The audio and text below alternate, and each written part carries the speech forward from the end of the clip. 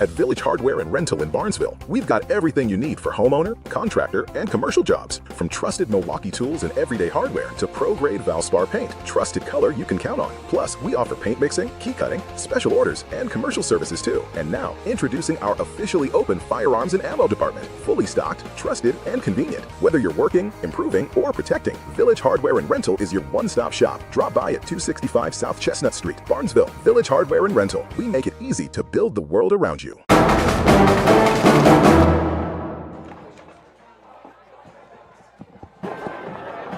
We are ready for the John Valentine Insurance opening kickoff here from John Glenn High School. Philo will be kicking to John Glenn. John Glenn won the toss. They elected to take the ball. Zach, in itself, that's a little different. A lot of teams, they like to defer until that second half. Yeah, that's usually the call that we see, but hey, you know, they have faith in their defense. We're going to go out here, we're going to kick the ball, we're going to get the ball back, and that's what we're going to do. Well, John Glenn will receive and to kick the football off in this John Valentine Insurance kickoff here. Cohen Davis for Philo will put his foot into the football here.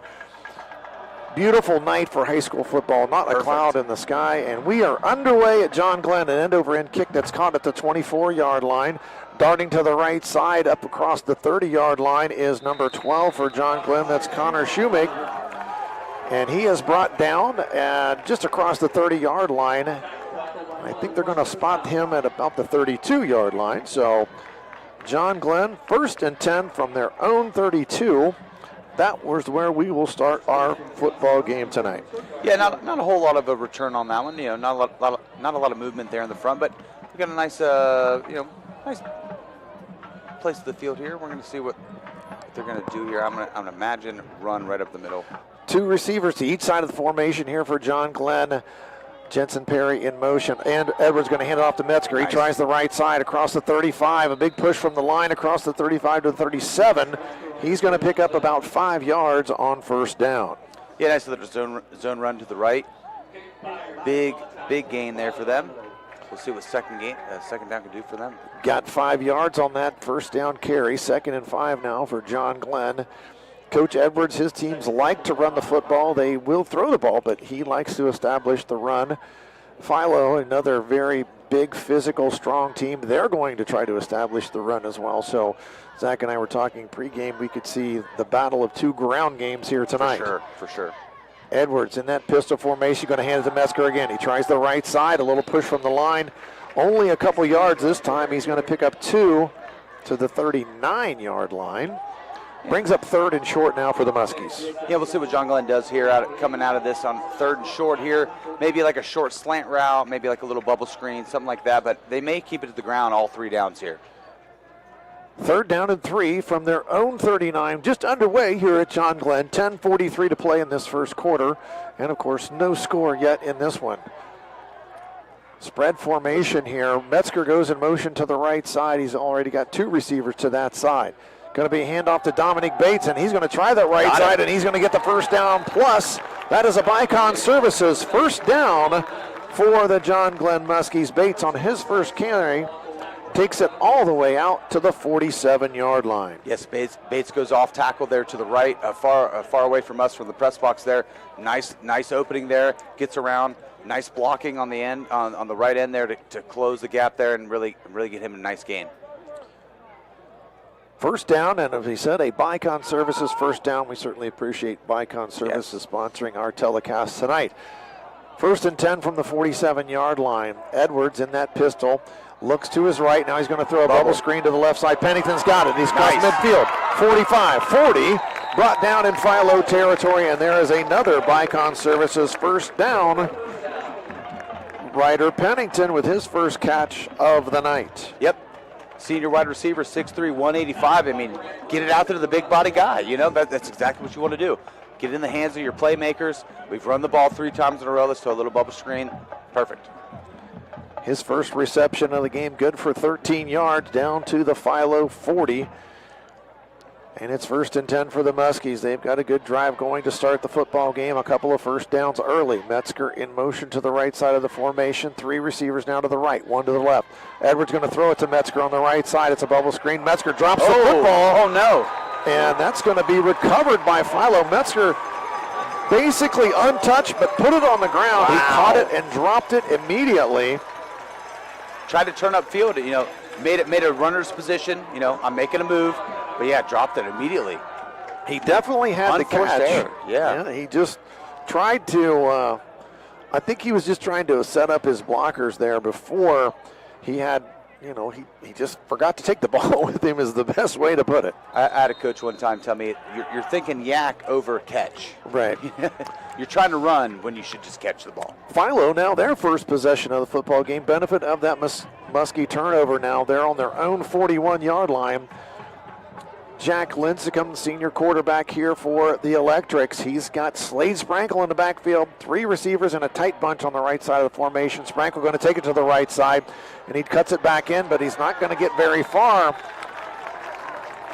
Okay. Brought down after a short gain of a couple. Yeah. Well, just 1 yard. They're going to give him 1 on the carry. Sprankle, the workhorse for this football team. He'll probably tote it about 20 times tonight at least for the Electrics, and then Lincecum, the other main ball carrier, he will probably carry it at least 10 times himself tonight. Yeah, we're definitely going to see 25 to 30 carries just out of the quarterback and running back positions. Spread formation, 3 receivers to the left, and I Flag think they the moved a little bit early. quickly there, so they're going to be backed up by 5 yards, I believe. It is a false start. Yep. And that backs the Electrics up to their own 37-yard line. It's still going to be second down, but now 2nd down and 14 for the Electrics. Yeah, and we're not talking second in a parking lot here, but this is definitely putting you behind schedule for sure. Gonna get the call here from the sideline. I look to see for Sprankle or one of these guys to break something off here in this first possession. I know the running game is very strong here. 3 receivers to that left side of the formation again. Lincecum in the pistol. There goes Sprankle out to the left side. Lincecum drops it. Now he's waving Sprankle on. He was going to throw a wide receiver screen and wisely throws the ball out of bounds. But, boy, there is a penalty flag that comes flying in. Is it going to be a holding call? Nope, it's an illegal receiver downfield. Yeah, because he thought I had a screenplay. Yes, yeah. It was going to be a screen, but yeah. He fumbled the football, but picked it right back up, but that just disrupted the timing of the play completely. And are they going to make him back up, or are they going to take the result of the play? Lost it down. Yep. We're going to go 3rd down here. They took the play. They turned down the penalty, declined it, so ball still at the 37-yard line. Now, you want to see if you're a Philo Electrics fan here tonight. This is not the start that they wanted for, I'm sure. 3rd and 14 now for the Electrics. Same formation. 3 receivers to that wide side of the field, the left side of the formation. Lincecum in the pistol. Gets the snap. Straight back, looks down the right side. He's got Mahan down the sideline, and it's going to be knocked away. Man. A great defensive play at the very last second there. Number 3, Reed Howard for John Glenn, able to knock the ball away from Aiden Mahan, and that's going to be an incomplete pass, bringing up a 4th down. And talk about great recovery speed there. Howard getting back to that ball. That was placed right in the breadbasket. I mean, it was right there. That was a really good throw. It was a good throw, yeah. Punt formation for the Electrics, and it's going to be punted and hits on the John Glenn 35-yard line. It is covered after a John Glenn bounce at the 38-yard line. Yeah, that's going to be down by Caden Loy. Philo got on the field quickly there, and they could have run a fake if they wanted to. They caught me off guard, and I'm just up here sitting down. They got out there quickly, and John Glenn a little bit disorganized, but now they take over 1st down and 10 from their own 39-yard line. We've got 7:46 to play in this first quarter. No score. John Glenn 1 drive. They fumbled it, and then Philo forced to punt after really generating 0 offense there. A couple penalties and just a short gain on offense. Edwards in that pistol. He's going to roll to his right. Being pursued. He's got a man. It's Bates on the right side of the formation. He gets it across the 45-yard line. And that's Bates' 2nd catch of the football game. Nothing fancy there. Just a little rollout to the right. Dominic Bates runs that little flat route. Wide open. Gets it out to the 46-yard line. So we're going to give him 7 yards. Bates now 2 catches for 15 yards. And that's something we might be seeing a lot of tonight. So we've got a pistol formation here for John Glenn. We've got 2 receivers to the right, 1 to the left. Motion to the right. Snap back to Edwards. He's going to hand it to Metzger. Metzger tries straight ahead, and he's going to get that Vicon Services first down at midfield. Well, we're at the 49-yard line, but still enough for the first down. They're going to move it up. Man, talk about a tough runner. I mean, Metzger talk about a guy that he takes collision, he takes hits, and he keeps on going all the way through it. And I'm a big fan. I like watching him run the ball. So it looks like we're going to move the chains a little bit. We're still getting a little bit of a They did get the first here. down. Yeah. I know, there was a little discussion about it there. So John Glenn going to come out for 1st and 10 here. So we're going to run shotgun. We've got two backs in the backfield, 1 receiver each side, tight end on the left. Motion. And a little bit too much time, probably. No, they did call a timeout. Coach Edwards did not like what he saw there. So timeout for John Glenn, their second possession of the football game. And that is, still early going, and John Glenn has had some success moving the football, so good for them. Let's try to take a look here at our Surgeon Construction scoreboard. Right now, games going on in the area. We have a few. Just looking to see if there's any scores. Indian Valley is at Tusky Valley. Indian Valley, just a great football team.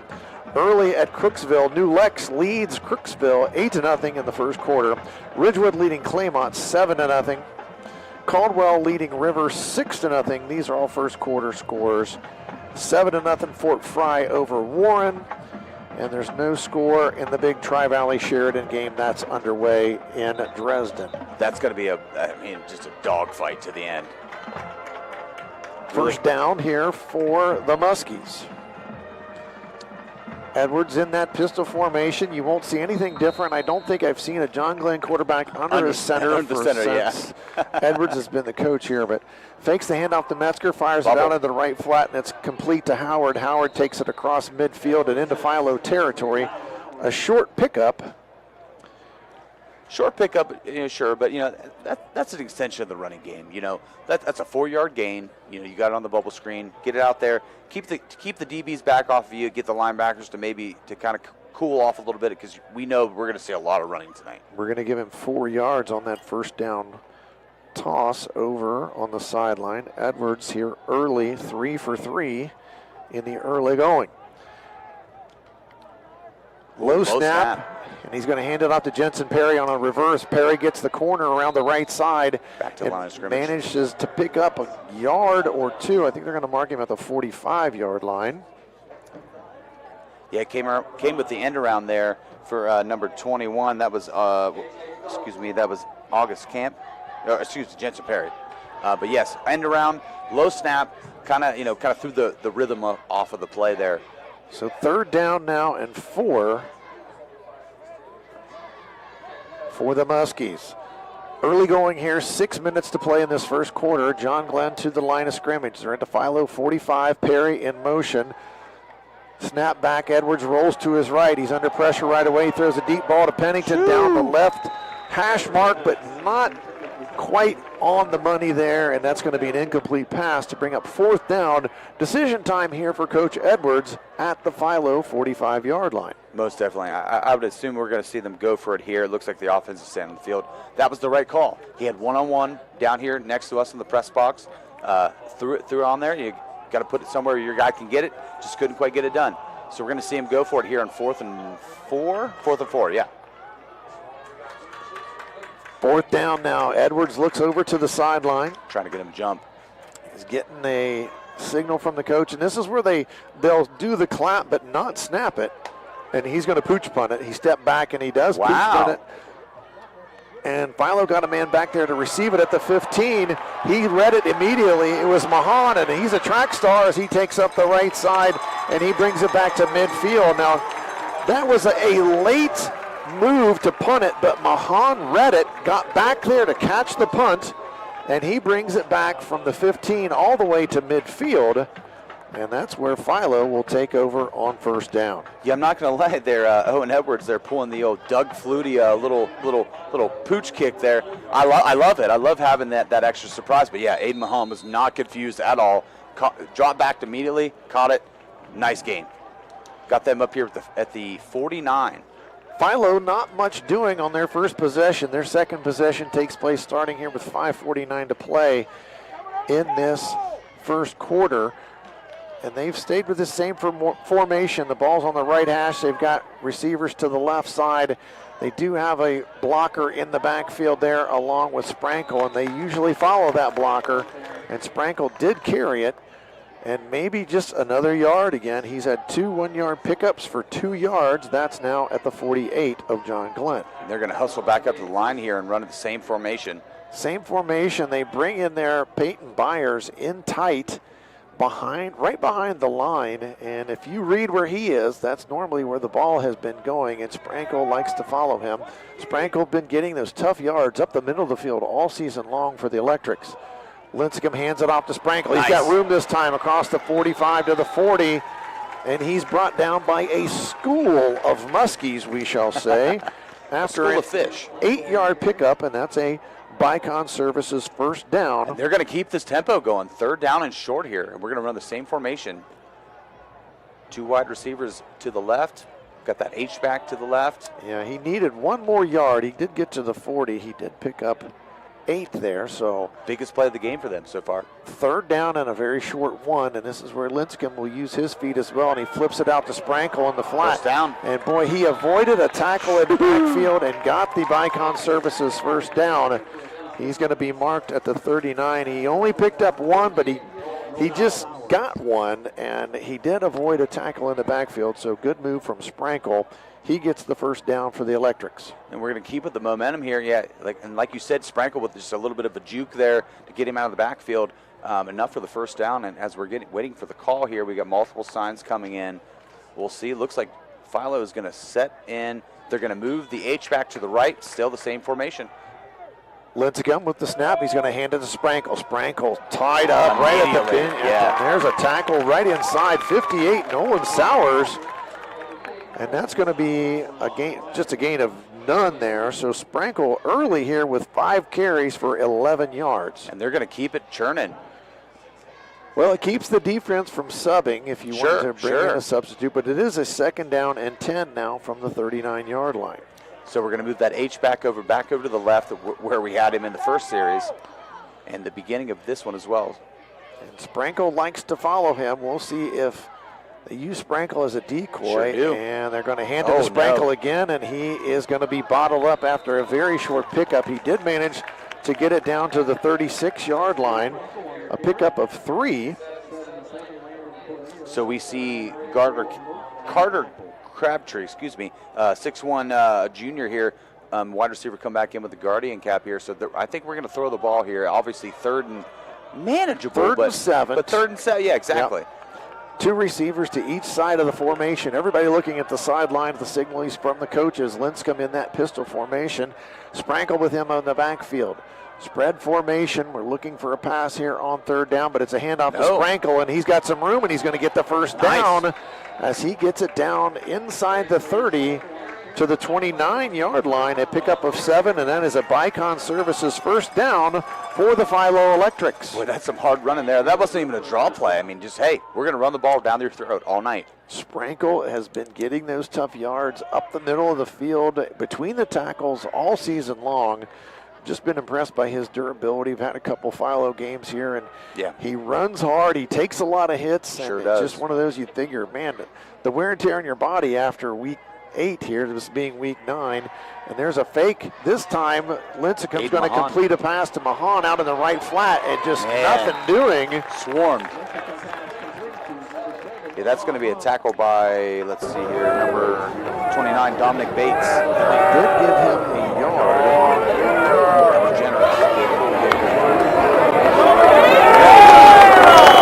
Up there, so 2nd down and 9 for the Electrics. But that's what Philo has to do. Everybody knows we're going to run the ball tonight, so we've got to do something to get these linebackers to get out of the box. We can't have 9 guys in the box. Mahan, the track star, as we mentioned earlier, he's got some serious athletic ability. 3 receivers to the left side again. Now Sprankle's going to go in motion to the left side. No safety up top. They're going to throw it out in left flat to Sprankle, and he's got some room. He tries to get around the corner, And he's knocked out of bounds late, and that's going to be a penalty for a late hit out of bounds. Definitely. I'm quite certain there. Sprankle, the recipient of the pass, and he gets it inside. Well, they're going to mark it at the 20, and that's before the penalty is assessed. Sprankle. Boy, I love the pace that Philo is playing with. I like it. Just they're not ready for it. Can't make a sub. Going to move it up here after the flag. That should be half the distance there, so it's going to put it at the 10-yard line. And that is now in the J&M Electric red zone for the Philo Electrics. John Glenn has a defense. They can bend and not break here. They can stop this. First and goal now for the Electrics. Clock at 1:19 and stopped here and left in this first quarter. He pretty quickly played first quarter. Both teams with 2 possessions. This is the Philo's second possession, and that penalty has pushed it down to the 10-yard line. First and goal, Sprankle with the handoff, and he is met in the hole, and he pushes ahead maybe to get a yard or 2, and that's it. Now the announcer here, Superintendent Dave Adams, said a slew of Muskies. I'm going to go with a school of Muskies once again. School, slew, whatever you want to pick. All right, he says a slew. I'm going with school of Muskies. I'm going with the fish analogy. I like analogy there. So it's going to be marked at the 8-yard line. So a pickup of 2 for Sprankle. He's got 23 yards here early going on 8 carries. I mean, the penetration from the JG defensive line there was great. See if they can get this again. Second down. Goal to go. Lincecum straight back, wants to throw it. He looks in the end zone, and it's incomplete. Man, had it right there. Hit him right in the hands. Fell to the turf.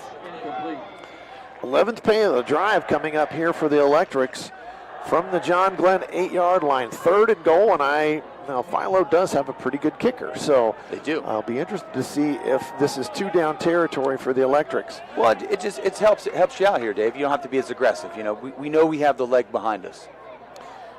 2 receivers to the right side of the formation. Lincecum with his mate back there. Sprankle, 1 receiver to the left side of the formation. See if John Glenn can bring some heat here. John Glenn switching their coverage back there. It's a toss to Sprankle. He's going to try the right side. He cuts back. He gets down to maybe the 5-yard line. That's 4th down. And it's 4th down and goal from the 5. Yeah, good defense there by John Glenn. Strung him out there to the right side on the toss play. Let's give him just the 6 there, Zach. Give him the 6, yeah.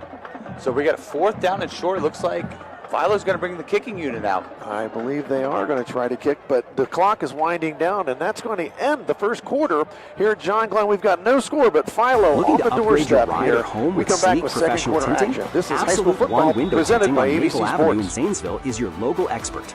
Our team specializes in automotive, residential, and commercial tinting that keeps you cool, protects interiors, and adds privacy with a flawless finish.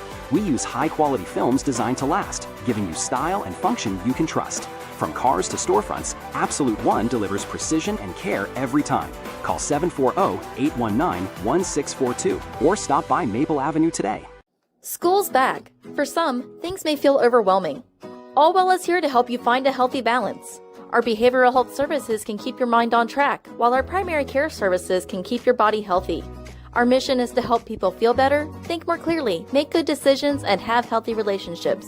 We have offices in Zanesville, Coshocton, New Lexington, McConnellsville, Caldwell, and now on Wheeling Avenue in Cambridge. Visit us at allwell.org. Be well, stay well, all well.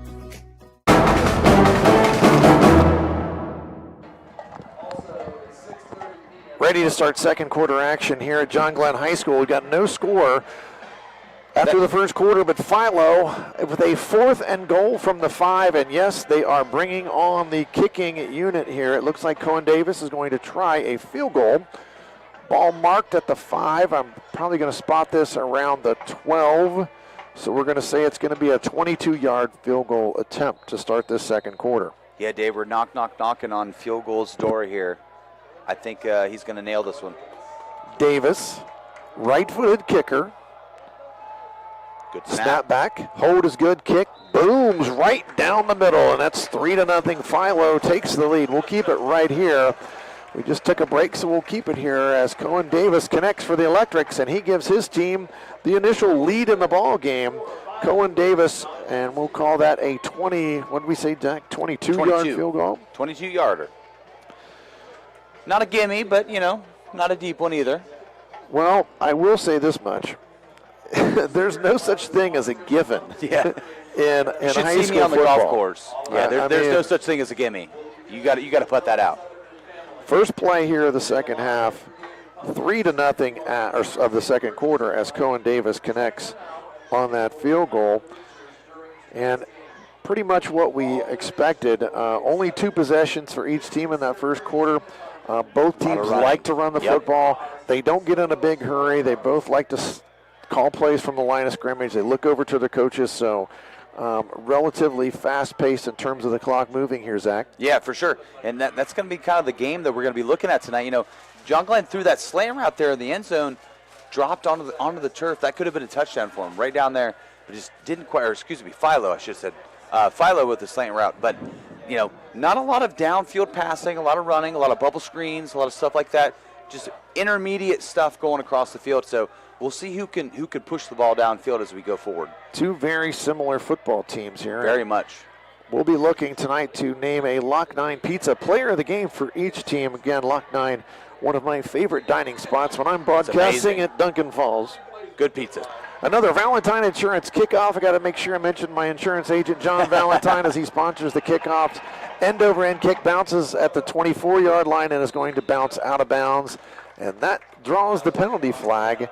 And I mention this almost every time. You can't do that. When a team kicks the ball out of bounds, the team on offense always seems to score a touchdown. Imagine that. It just happened down at Crooksville. Mike Snively and I were talking about that. And sure enough, as soon as you kick it out of bounds, the other team gets good field position at their own 35. It is frowned upon, for sure. It's against the agreed-upon rules. Agreed-upon rules, yeah. That's your line. Yeah, there it is. So let's see what John Glenn can come out here and do. Let's see if they can maybe sling the ball around a little bit, if we're going to stick to the run-heavy attack, as we've got 2 backs in the backfield in the shotgun. Muskies looking to get on the board themselves. We've got 11:55 to play in the second quarter. We're just underway in the second quarter. John Glenn trailing Philo 3-0 thanks to that Cohen Davis 22-yard field goal. Metzger in motion. Edwards fakes it. He's going to run it himself. Not much room, but he does bounce to the right up in the middle of the hole, and he picks up a couple of yards. And we're going to give him 3 out to the 38-yard line. Yeah, a little kind of RPO kind of action there. Had the QB power there, but they also had the bubble screen on the right, on the short side of the field. But he's going to keep the ball. Runs there, not a whole lot of daylight, but gets a couple yards. Brings up a 2nd down and 7 for the Muskies. This time, a 2 receiver set to one side, 2 to the right. Straight back, little counter play to Metzger. Metzger across the 35, now cuts up to the 40 on that left side, and he's going to get marked down at the 43-yard line and pick up 5. Substitution. We got some big bodies coming in here for Philo as we get ready for this 3rd and short. They're going to expect the run as we get number 76 for Philo. That's Christian Long coming into the game to play in the middle of the line. Metzger now 5 carries for 15 yards for the Muskies. 3rd down and short now. Edwards straight back, wants to throw it. He's looking down the left side. He's got Pennington down the left side, and it's incomplete. Boy, that touched 2 hands. That could have, sets of hands. That could have been very well intercepted, but now 4th down and 2 from the 43.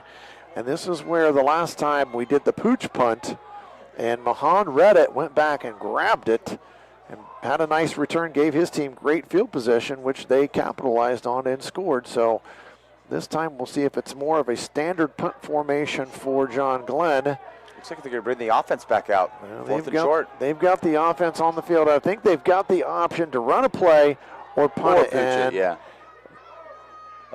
Edwards, they're going to run the play. This time Metzger's got it across, and he's going to pick up the 1st down. A tough run inside.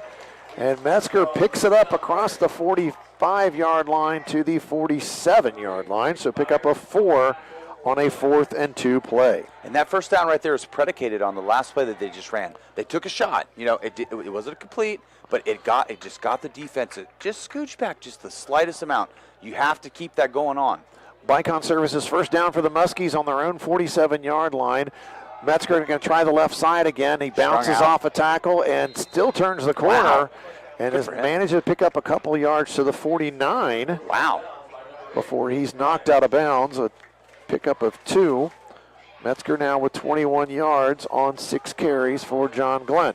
Yeah, a lot of other guys, man. I mean, that was a play that was strung out from the beginning. At least, I mean, kudos for him to get that well beyond the line of scrimmage there for an extra yard or 2. Well, they ended up marking him at the 48, so we're just going to give him 1 yard on that pickup. He did get something out of nothing, though. He got shoved out a little further. I thought he got another yard or 2.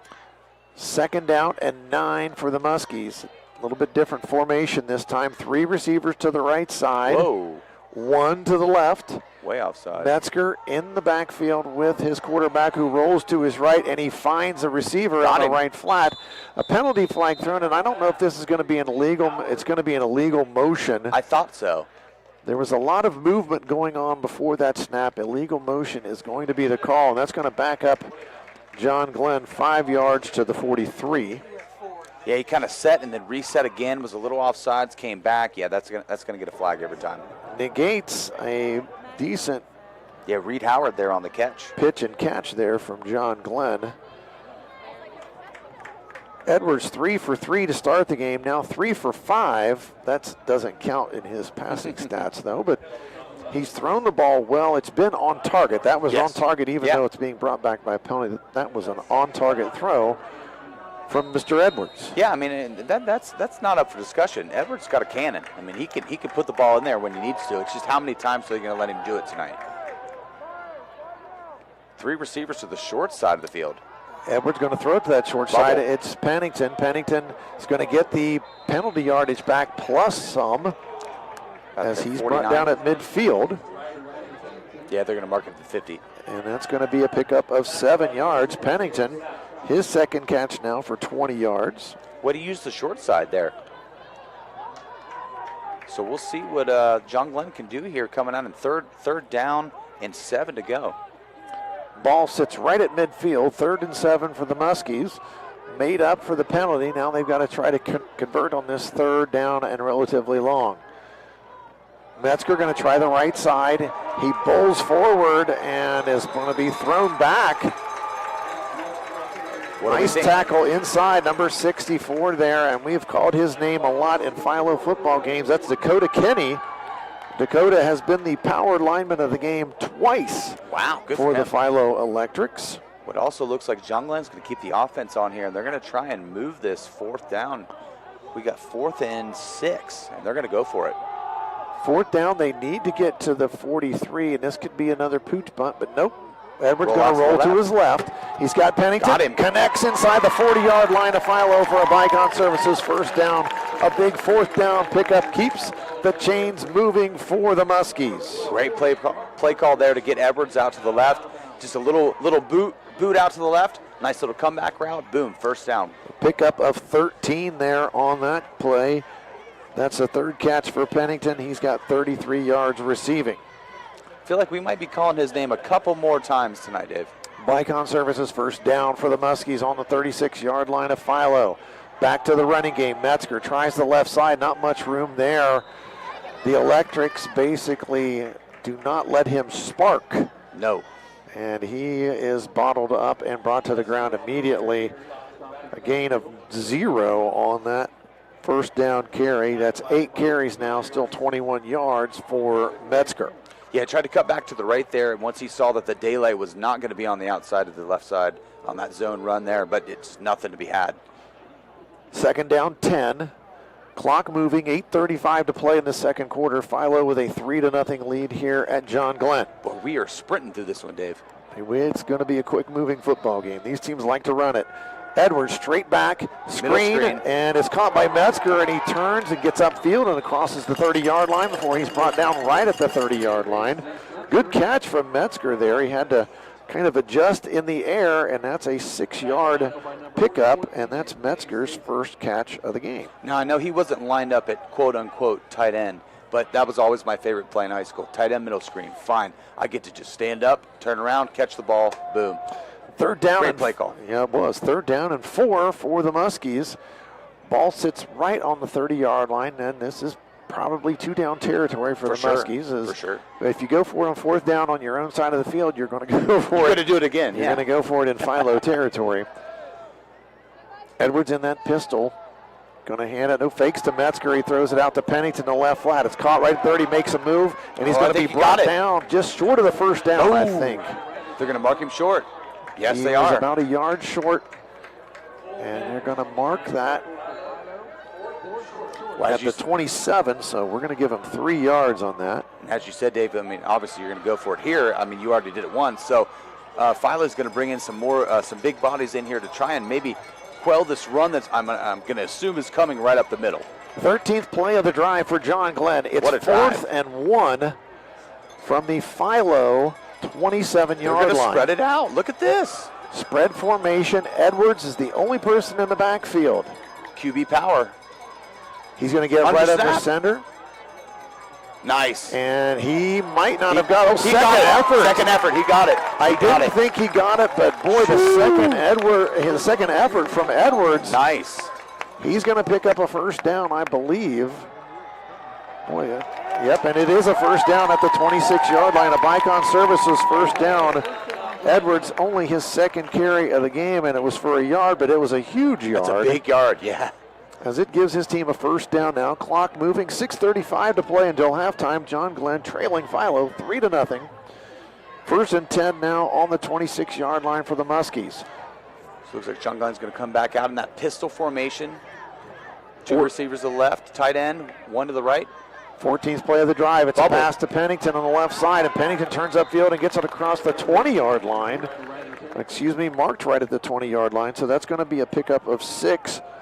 And Pennington now with 5 catches for 42 yards. Hey, if it's not broke, why fix it? And right at the 20-yard line, that puts them in the J&M Electric red zone. Woo-hoo. And it's a 2nd down and fairly manageable here for John Glenn at the 20-yard line. They need to get to the 15. And there's a handoff to Metzger. He darts in the hole, cuts back, and gets it across the 20 down to the 18, I believe, is where they're marking him.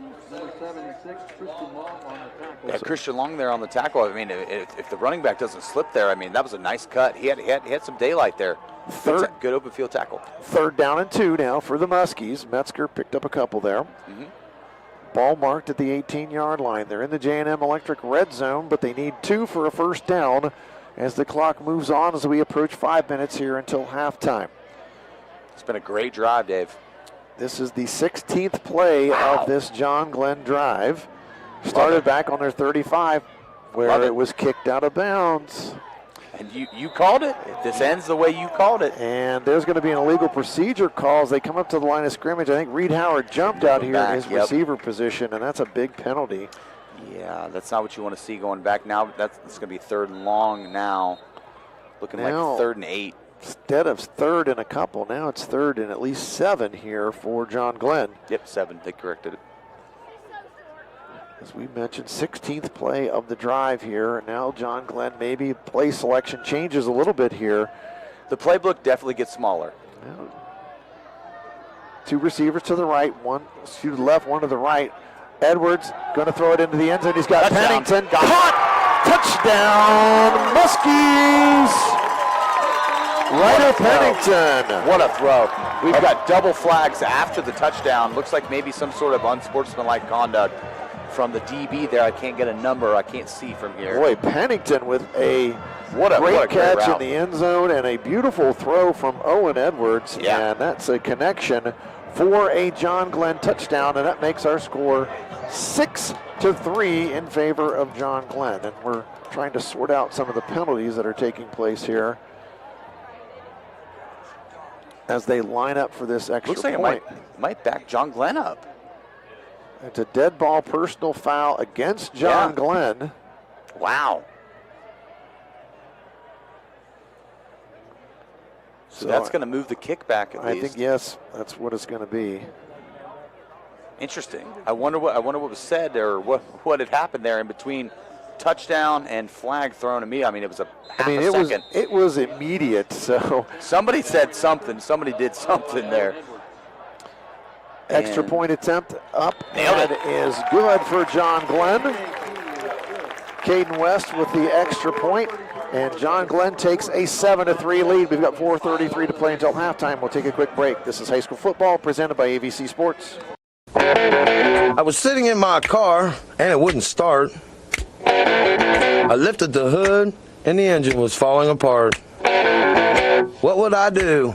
My eyes filled with tears. Then on the radio I heard of West 40 by Pay here, where for a little money down and a little each week, I could have a car, nice, shiny, and sleek. So I walked in the door and I put the money down. Now I got a nice car that I can drive around. West 40 by Pay here will help rebuild your credit. The corner of Dewey and Route 40 in Cambridge, don't you forget it. West 40 Auto Sales, corner of Route 40 and Dewey Avenue in Cambridge, is home of the guaranteed credit approval, with most loans approved while you wait. Go to their website to fill out an online loan application, west40autosales.com. You'll also find their weekly special listed there.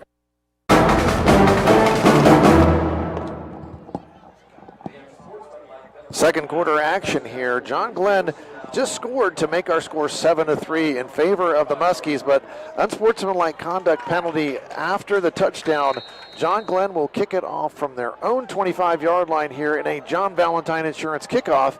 Caden West puts his foot into the ball at the 25-yard line. A good kick, end over end, all the way down to the 22. It's caught, brought across the 30, 35, 40. 45, and finally brought down just short of midfield around the 45-yard line. Good kick from the 25-yard line. Mahan brings that back. And it's a great thing when you've got a track star back there. It never hurts. It never hurts. As your kick returner, and it did get out to the 44-yard line. So, yeah, great return. Yeah, never a bad idea when you get the ball out here almost midfield to start your drive. So, like you said, having the track star in your back pocket's never a bad time. Philo now their third possession of the football game, and it takes place with 4:25 left here until halftime. So we got that same pistol formation, H-back to the right, two receivers to the right. Lincecum has yet to run the football himself, and I'm saying that ankle that he hurt against Sheridan has been probably one of the factors for that. Sprankle didn't need Lincecum to run the football as he finds space across the right side, and he takes it all the way down to the John Glenn 40-yard line. Yeah, and that's an effort play there from Sprankle, breaking through a couple tacklers there and getting first down for Philo. Let's call it the 39-yard line of John Glenn. A 17-yard pickup for Sprankle, and that's a Bicon Services first down. They're going to shift that same formation over to the left. H-back to the left, two receivers towards us in the press box. Lincecum flips it out to Sprankle. He cuts back behind some blocking. Good run. They try to get him by the arm and spin him down, but he's finally going to be tackled at the 34-yard line. He picks up about 5 more yards.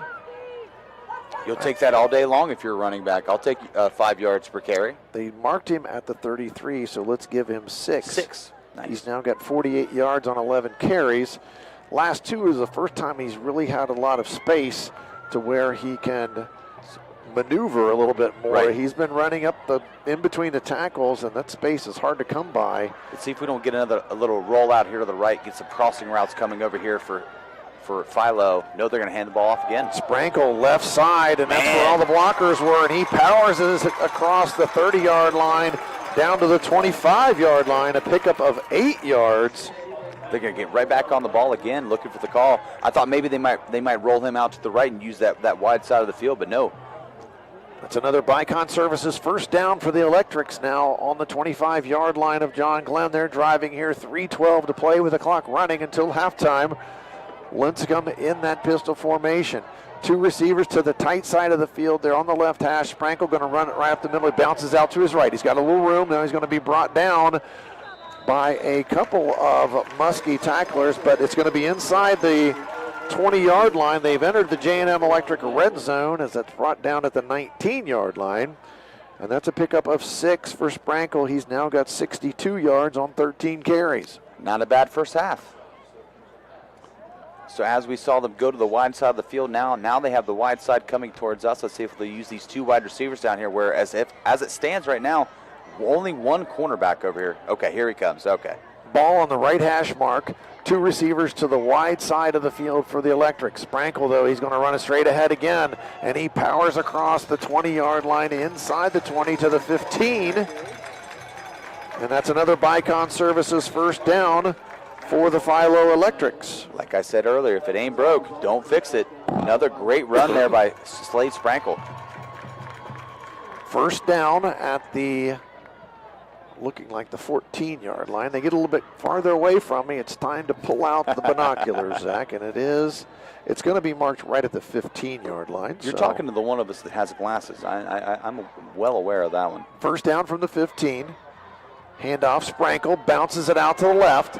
Makes a man miss, he's got the corner. 10, 5, touchdown, Slade Sprankle for the Electrics. Sprankle takes it 15 yards, and his team back in front now, 9-7. Yeah, nice little off-tackle run there for Sprankle. Gets out there, runs through 1 tackler, and obviously just gets right in there. But yeah, so we've got 10-7 here, assuming we hit the extra point here. We've already seen 1 field goal go through for Cohen Davis, so I assume he'll hit the extra point as well. Well, they do the muddle huddle look here, and they're going to see how John Glenn lines up to it. And they're going to go ahead and try to get this 2-point conversion, it looks like, the way they are lined up. And he's going to run it to the right side, and he's going to get into the end zone to get up the 2. Man. That was number 4, Grant Carpenter.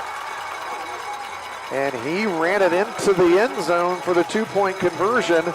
And that's going to give Philo an 11-7 lead. We'll be back with more second quarter action. This is high school football presented by AVC Sports.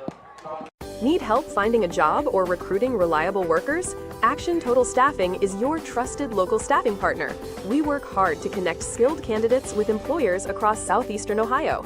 Action Total Staffing provides industrial, administrative, temp to hire, direct hire, and seasonal staffing solutions.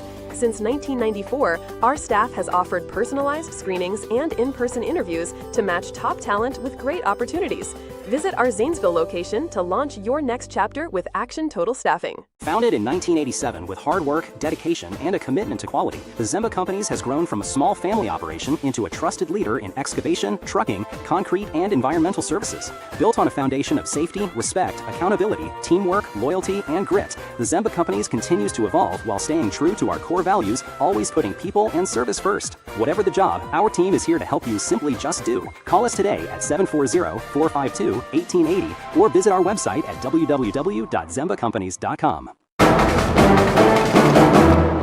A Valentine Insurance kickoff takes it into the, bounces at the 5-yard line. It's fumbled back into the 5 into the end zone by Metzger, but once it enters the end zone in high school football, that is a touchback. Metzger had a little trouble back there. Good kick there from the Philo kicker again, and he's shown us a pretty good foot here tonight. He really put a boot in that one. I mean, even the return team was like, oh, over my head. Yeah, sorry. Whoops. Davis has a nice Not foot. used to that. And that's going to put the ball at the 20-yard line. 1:38 to play here until halftime. The Electrics with an 11-7 lead. That is definitely a strange score for sure. For sure, yeah. I did not have that on my bingo card tonight, Dave. But how aggressive do you see John Glenn coming out here for this last drive before the halftime? Well, you don't want to turn it over. If they had it more towards maybe the 35 or the 40, but they're going to hand it off to Metzger. Metzger tries the left side. Not much there. He picked up a couple of yards to the 22. Yeah, that was an interesting kickoff. We've seen a lot of good field position here for both teams, starting around the 40, the 45-ish, you know. But yeah, backed up here on your own 20, you actually have to start from back here all the way. Not quite with the shadow of your own goalpost, but pretty close. Clock moving now, 1:05 to play until halftime, and John Glenn not in a big hurry. Philo. Now they're going to re-huddle. They're going to huddle it, but Philo, I mean, if they were interested in making them punt, they could have called a couple of timeouts here, but 8 seconds on the play clock, 52 seconds now on the game clock. Edwards snap back. He's going to throw it straight back. Receiver screen to Metzger. Metzger hit at about the 25-yard line and brought down at the 26, but they brought him down in play. Now, I think John Glenn going to call a timeout, or Philo is, one or the other. We never did get Philo. Philo called the timeout. Yeah, they want to get one more possession here. A pickup of 3 on that pass to Metzger. Yeah, 3rd and 4 call here we've got coming up now after this timeout. Little screenplay there where just couldn't quite get enough daylight. But good play call. We've got 3rd and short here with 3rd and 4. But yeah, Philo trying to, maybe if we can get a stop here, we can maybe we'll run something else and put another field goal up, because they've got a great kicker in Cohen Davis, as we've already seen him put one through the uprights already. 41.4 seconds to play here until halftime. Philo leading the game 11-7. It's kind of a strange score. It really would be is. one of those you would say it's a scoreagami. If you were, well, see, I can tell you don't do much sports betting, Zach. I've been trying to scale back. A scoreagami is a unique score. I'm aware of the term. They don't happen very often. And that's when you get like some weird things happening, like a field goal and then a touchdown with a 2-point conversion. Now all of a sudden it's 11-7.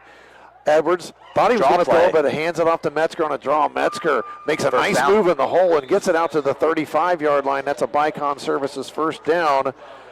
Let's say 36-yard line. A pickup of 10 for Metzger. Oh, they're going to let it play through. And the clock keeps running here. 27 seconds left.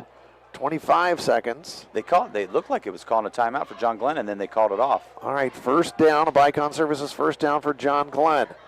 They're at their own 35-yard line. Don't look at them doing much crazy here. Metzger gets the pitch, and he's almost tackled in the backfield, and he is going to be brought down. Finally, and he fumbled the football. Jeez, no. And it's Philo football. That's in field goal range. With 2 seconds left to play until halftime. Metzger fighting for the extra yardage. He's going to fumble it as he's brought down back at the 24. He lost about 12. That was a big loss for sure. Take the big loss for sure, but man, putting it on the turf. Don't fumble the football. Don't put it on the turf. So the ball is marked at the 22-yard line of John Glenn. That's exactly where he hit the first field goal from, was the 22. Well, he's going to be, the ball's marked at the 22, so they're going to be putting it down at the 29. Man. It's going to be a 39-yard attempt. Now, Philo a little bit not ready for it there. Davis had to figure out where his tee was as he sprinted down the sideline. They're going to bring him in, let him try a field goal. And you can see some strange things happen in field goals. I mean, you got the chance, and he has the leg to make the field goal. He does, yeah. But also, you can see blocks and returns and all those kinds of things. That this will definitely be the last play of the first half. And this is exactly what's going to send us into halftime with the momentum here. So Philo can hit this, or can John Glenn block it? Ball at the 22-yard line. So Cohen Davis on to try a field goal. So that's probably going to mean ball spotted at the 22. Nope, they're not going to kick it. They're not going to kick it, okay. They talked about it and decided against it, although I think Davis has the leg. At Lincecum, though, he's eyeing probably throwing this into the end zone. He's got 3 receivers to the left side of the formation. John Glenn has 5 players with their heels on the 10-yard line, and I think they're going to call a timeout to discuss it. And now they're going to bring Davis in, I think, because here comes Davis off of the sideline. I was going to say, yeah, okay. So they got him out there just to see, how would you line up if we ran this? Yeah. Okay, no, I don't like that. All right, yeah, let's kick it. Okay. So John Glenn definitely in that pass defense. They had 6 guys back at the 10-yard line. Yeah, they were way back. And I do believe they're going to bring in Cohen Davis and let him try this field goal. You might as well. I agree with you, though. I think he has the leg. I think he can put it through. I think he's got plenty of leg for it, just based on watching him in that first field goal he kicked and the extra point. Well, the first field goal he kicked, I should say. He didn't kick an extra point, but watched him in warm-ups, and he's got a leg. He's going to put the right at the 30-yard line. So this is going to be a 40-yard field goal attempt for Philo. Cohen Davis. And as we mentioned, we've seen lots of good kicking here in the MVL in the last couple of years. And which is refreshing. Davis has a good leg. He's definitely got the leg to get it there. Does he have the direction? 2 seconds left. Good snap. Kick is plenty of leg. Looks good. And it is right down Broadway. Cohen Davis connects from 40 yards, and that ends the first half. Philo takes a 14-7 lead on the strength of that 40-yard field goal on the last play. That will take us into halftime. We'll take a break. We come back. We'll talk about the first half action and get ready for the second half. Here from John Glenn, Philo leading 14-7. Looking for an incredible deal on a new Ford, Lincoln, or Nissan? Come check out our vastly growing inventory selection and ask us about all the low APR options that are going on right now at Dutro Ford, Lincoln, Nissan. If a new vehicle isn't in the budget, let us show you a pre-owned alternative that is sure to fit all your needs without breaking the bank. We know with the running from work to practice or games doesn't leave much time for car shopping, so view our full inventory online 24/7 at dutrosauto.com. Best of luck to all the coaches and players this year. Have a safe and successful season from all of us at Dutro Ford Lincoln Nissan. For 129 years, Patrons Buckeye Mutual Insurance has proudly provided coverage for homes, farms, and families across Ohio. Our commitment to reliable, affordable insurance is something you can count on. Agents who write for us can be found at patronsbuckeye.com. Whether you're protecting your home, your land, or your legacy, we offer personalized service and true hometown care. Trust a neighbor. Trust experience. Trust Patrons Buckeye Mutual. Visit us at 16050 McConnellsville Road in Caldwell or find us on Facebook. Coverage that cares. Close to home. Shriver's Pharmacy is a proud supporter of Ohio high school sports, wishing all area athletes, coaches, and parents a healthy and successful season. When you play, play with heart. Local and independent since 1979. Shriver's Pharmacy. Because we care.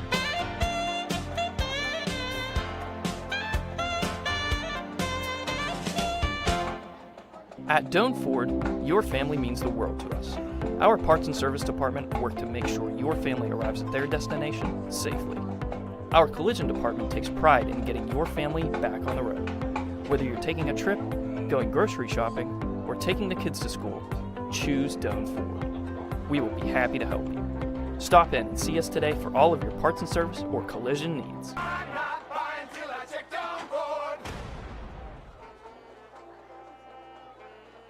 97.7 on your FM dial. We're WILE FM, Byesville, Cambridge. From the Ohio News Network, this is the Ohio Education Association Tonight in High School Football. Named Best Sports Program in the Country by the National Association of State Radio Networks. Tonight in High School Football is presented by Beck's Hybrids. Now here's your host, Skip Mossick. Good evening, everyone, and welcome to Tonight in High School Football's Halftime Report. As we approach Week 10 next week, there are several big rivalry games across Ohio, perhaps none bigger than Massillon-McKinley. We'll talk about that rivalry with former Massillon great Justin Zwick next on the Ohio News Network. Friday night, Under the Lights reminds us teamwork, dedication, and community start in our schools. I'm Ohio Education Association President Jeff Wenson, and on behalf of the OEA's 120,000 members, we are proud to sponsor tonight's game and even prouder to support our public schools. Whether it's touchdowns or textbooks, success starts with a strong foundation. From the classroom to the end zone, we believe in every student's potential. Because in Ohio, public education matters. Every day, farmers rise before the sun and put everything they have into a job so few can do. Their courage, resilience, and relentless work shape the legacies and future of our country. At Beck's, we're proud to stand alongside those who don't wait to see what the world will do. They act, they lead, they are the difference. Beck's honors your commitment to your land, family, and purpose. And while we can't predict what the future holds, there is one thing we can do to change it, and that's be the difference. Right now, in every decision and every season. This is Tonight in High School Football on the Ohio News Network. Once again, here's Skip Mossick. We are presented by Beck's Hybrids. At Beck's, they are and will remain Farmers at Hearts. And welcome back, everyone. Halftime of your game broadcast. Coming up next week, there are some great Week 10 high school football rivalries around Ohio, but probably none is bigger than Massillon-McKinley. Former Buckeye quarterback Justin Zwick lived through this rivalry for a couple of seasons. And Justin, take us through what next week is like and what this rivalry, I guess, was like to be a part of. Oh, wow, yeah. So, next week is going to be, the high school's going to look a little bit different. They come in and they basically wallpaper the entire school with, banners that the cheer squad puts out and puts together. And, you walk into that place and there's balloons hanging everywhere. It looks like a totally different place. And then all week long they'll be doing breakfasts between Massillon and McKinley. They'll have their huge parade with a huge bonfire. They go all out. This is a game that means a lot to each town, and it has for a long, long time. And I was lucky to be part of it for 2 years, and in those 2 years we actually got to play them 3 times. So it was pretty cool to have that with a playoff victory. But it's a huge week. This is a game that goes back way back, and these two cities, I think they're 13 miles apart or something crazy like that. And it's just they all want to win this game at the end of the year, and it was really cool to be a part of. But it's always a big game in Massillon, no matter who you're playing. But when you get to Week 10, man, things are ratcheted up a little bit, and you got to be ready to go come Saturday afternoon. Justin, you obviously lived through Ohio State, Michigan as well. Is it similar where the first thing people want to know when they talk to you is what was your record against McKinley? It is that way. I always, coming out of high school, I always kind of said, getting ready for a place like Ohio State, with that rivalry with Michigan, Massillon-McKinley is probably the closest you're going to come being in a high school setting, at least here in Ohio. And, it is, people love that. I'm 3-0 in 2 years. That's what I always like to tell people. And, it's definitely a benchmark for, how did you do against that team down the road? And, I don't even know. They're probably close to being 50-50, I'd imagine, the overall record. But, I think Massillon has done a pretty good job here in the last few years of, getting those wins.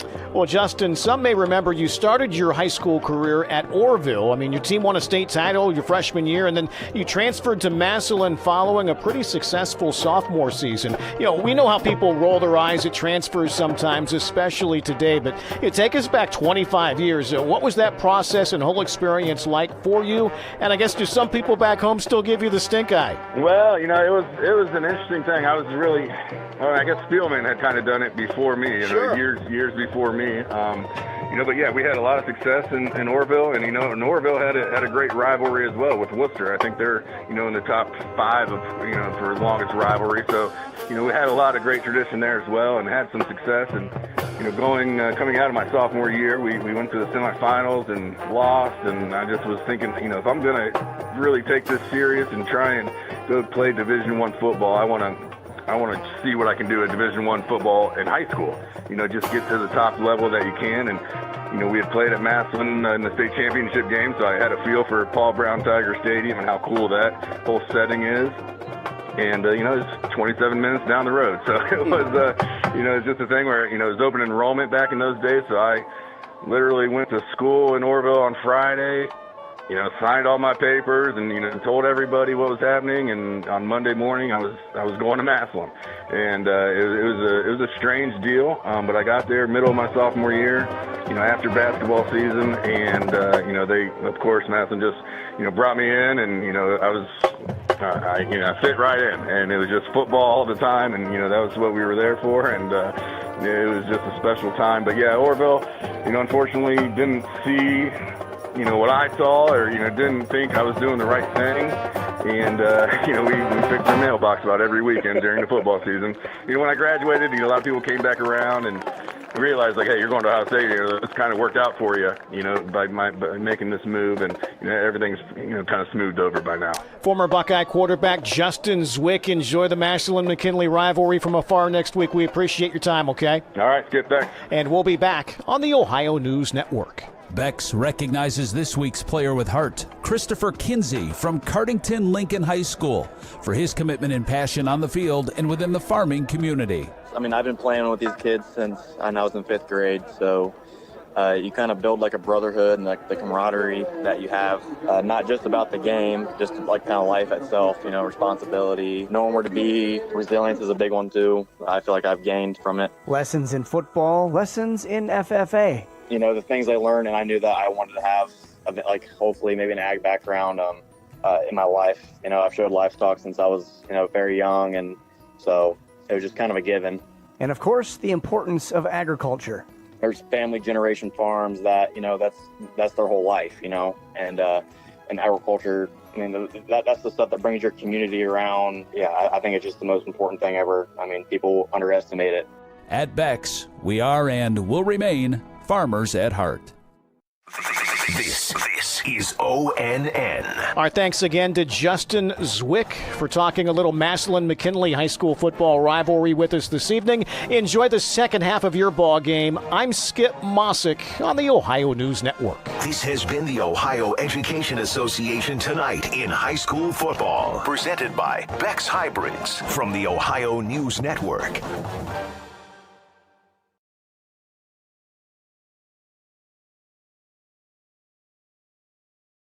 In sports, success is about team effort, and the same is true for your hair. At Great Clips, we save your haircut details in clip notes, so every member of the highly skilled team knows exactly how to create your signature look.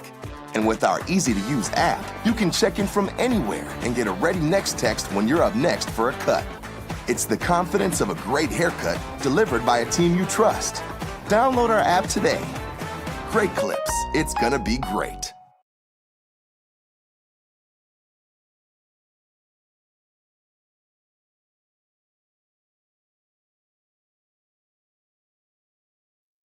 Is your son or daughter ready for the next step in their education? Look no farther than Zane State College, located just a short drive away. Zane State College has a history rooted in the values of our hardworking, roll-up-your-sleeves Appalachian community. We are committed to providing top-notch education and real-world skills right here in Southeast Ohio. Call 740-588-5000 and join a community that values tradition, hard work, and the future of your family at Zane State College. If you're having any problems with your heating system, you want someone who will be there right away to help. This is Russ Abels. At Abels, we provide emergency service for any brand of heating cooling system 24 hours a day, 7 days a week. Call us. We promise to get you up and running quickly and professionally. And if you ever need a replacement, we'll help you save energy and money with a new high-efficiency system. And we will do a flawless installation. If you need help with your heating, call Abels. Grand opening alert! Join us at Treasure Hunt Bin Store, located at 148 Glen Highway in Cambridge, right across from West 40 by Payyear. We're open Saturday and Sunday, 9 a.m. to 6 p.m. Hunt through bins full of brand new top brand items, from clothes and shoes to house goods and more. Don't miss out on $10 Halloween costumes and exciting Amazon mystery boxes packed with surprises. Treasure the hunt, love the finds. 148 Glen Highway, Cambridge. See you this weekend. Honestly, we've all been there. That place where it's past anxiety, past focus, where even reaching out to your closest friend feels too hard. I'm Crystal Reynolds with Cedar Ridge Behavioral Health Solutions. We understand how fast those feelings can take over, especially with the stress of work, family, and life. That's why we've opened a mental health urgent care clinic in Cambridge, Ohio, Monday through Friday, 8 a.m. to 5 p.m. No appointment needed. Just walk in. Come in today. Feel better today. Call us, Cedar Ridge Behavioral Health Solutions, Mental Health Urgent Care. In sports, success is about team effort, and the same is true for your hair. At Great Clips, we save your haircut details in clip notes, so every member of the highly skilled team knows exactly how to create your signature look. And with our easy-to-use app, you can check in from anywhere and get a ready next text when you're up next for a cut. It's the confidence of a great haircut delivered by a team you trust. Download our app today. Great Clips, it's gonna be great. I promise that every darkness lifts. It's halftime here at John Glenn. Philo leading this football game 14-7. It's an MBL Big School Division clash between these two teams. Certainly been an entertaining first half, a quick moving first half. Both teams trying to establish the run here and been pretty successful with it, so clock moved pretty quick, and it's 14-7 here at the halftime. We've been enjoying both performances here by the Philo Band and now the John Glenn High School Marching Band. Certainly you can't do high school football without the marching bands, and of course, certainly appreciate all the hard work that these young people put into their performances, as well as the football players every Friday night. So just a part of the Friday night when you go see a high school football game. Just one of those things that you always enjoy seeing. Our score here, as we mentioned, 14-7. John Glenn, Philo with a 7-point lead here, and not the old-fashioned 2 touchdowns to 1 touchdown scoring here. All of our scoring took place in the second quarter of this game. First play, really, of the second quarter. Philo connects on a 22-yard field goal by Cohen Davis, and that made our score 3-0. With 4:33 left in that first half, second quarter, a 23-yard pass from Owen Edwards to Ryder Pennington, and that was with the extra point. That made our score 7-3. Then Philo answers back a 15-yard run by Slade Sprankle with just 1:42 left to play until half, and a 2-point run by Carpenter makes our score 11-7. But a big turnover right before the half. Huge. Metzger turned the football over, trying to gain more yardage there late when he really didn't need to. Just need to go down, get to the locker room. Instead, Philo recovers on the 22-yard line of John Glenn. Cohen Davis trots out there, places the ball right at the 30-yard line on the kick. So that's a 40-yarder when you add the 10 for the end zone. And a 40-yard field goal by Cohen Davis right down the middle with plenty of leg. Yeah, I will say it wasn't one of those that just crept over. It was a monster kick from Davis, and that makes our score where it stands right now, 14-7 at halftime. Statistically, John Glenn Metzger, he's got 24 yards. He lost 12 on his last carry, so that's going to hurt you in the halftime stats. He's got 12 carries for 24 yards. Edwards has carried it a couple times. He's got 4 yards. He's thrown the ball 11 times. He's completed 9 of those for 79 yards. Receiving, Ryder Pennington, he's got 6 catches now for John Glenn, 63 yards. He's been the main guy. I mean, honestly. Also a 23-yard touchdown in all of that. Owen Metzger's got a couple catches as well. He's got 2 catches for 9 yards. On the other side, Philo, we've got, and this is what's always amazing to me. They lead 14-7. Jack Linscomb has thrown the ball exactly 3 times. He's 2 for 3 for 8 yards. About 8 yards, yeah. One of those to Sprankle and one of those to Mahan. And they both, 8 yards total. Right. But Slade Sprankle has run the ball 15 times for 81 yards, and they they did a good job on him early, Zach. But they did. Late in the half, Sprankle broke loose, had some more space, and picked up some big yards there. Yeah, you had some defensive, miscues, whatnot. We had a couple penalties and things of that nature, whatnot. But just honestly, Slade Sprankle was just kind of worn down over the course of the first half, and he's like you said, 15 carries, 81 yards.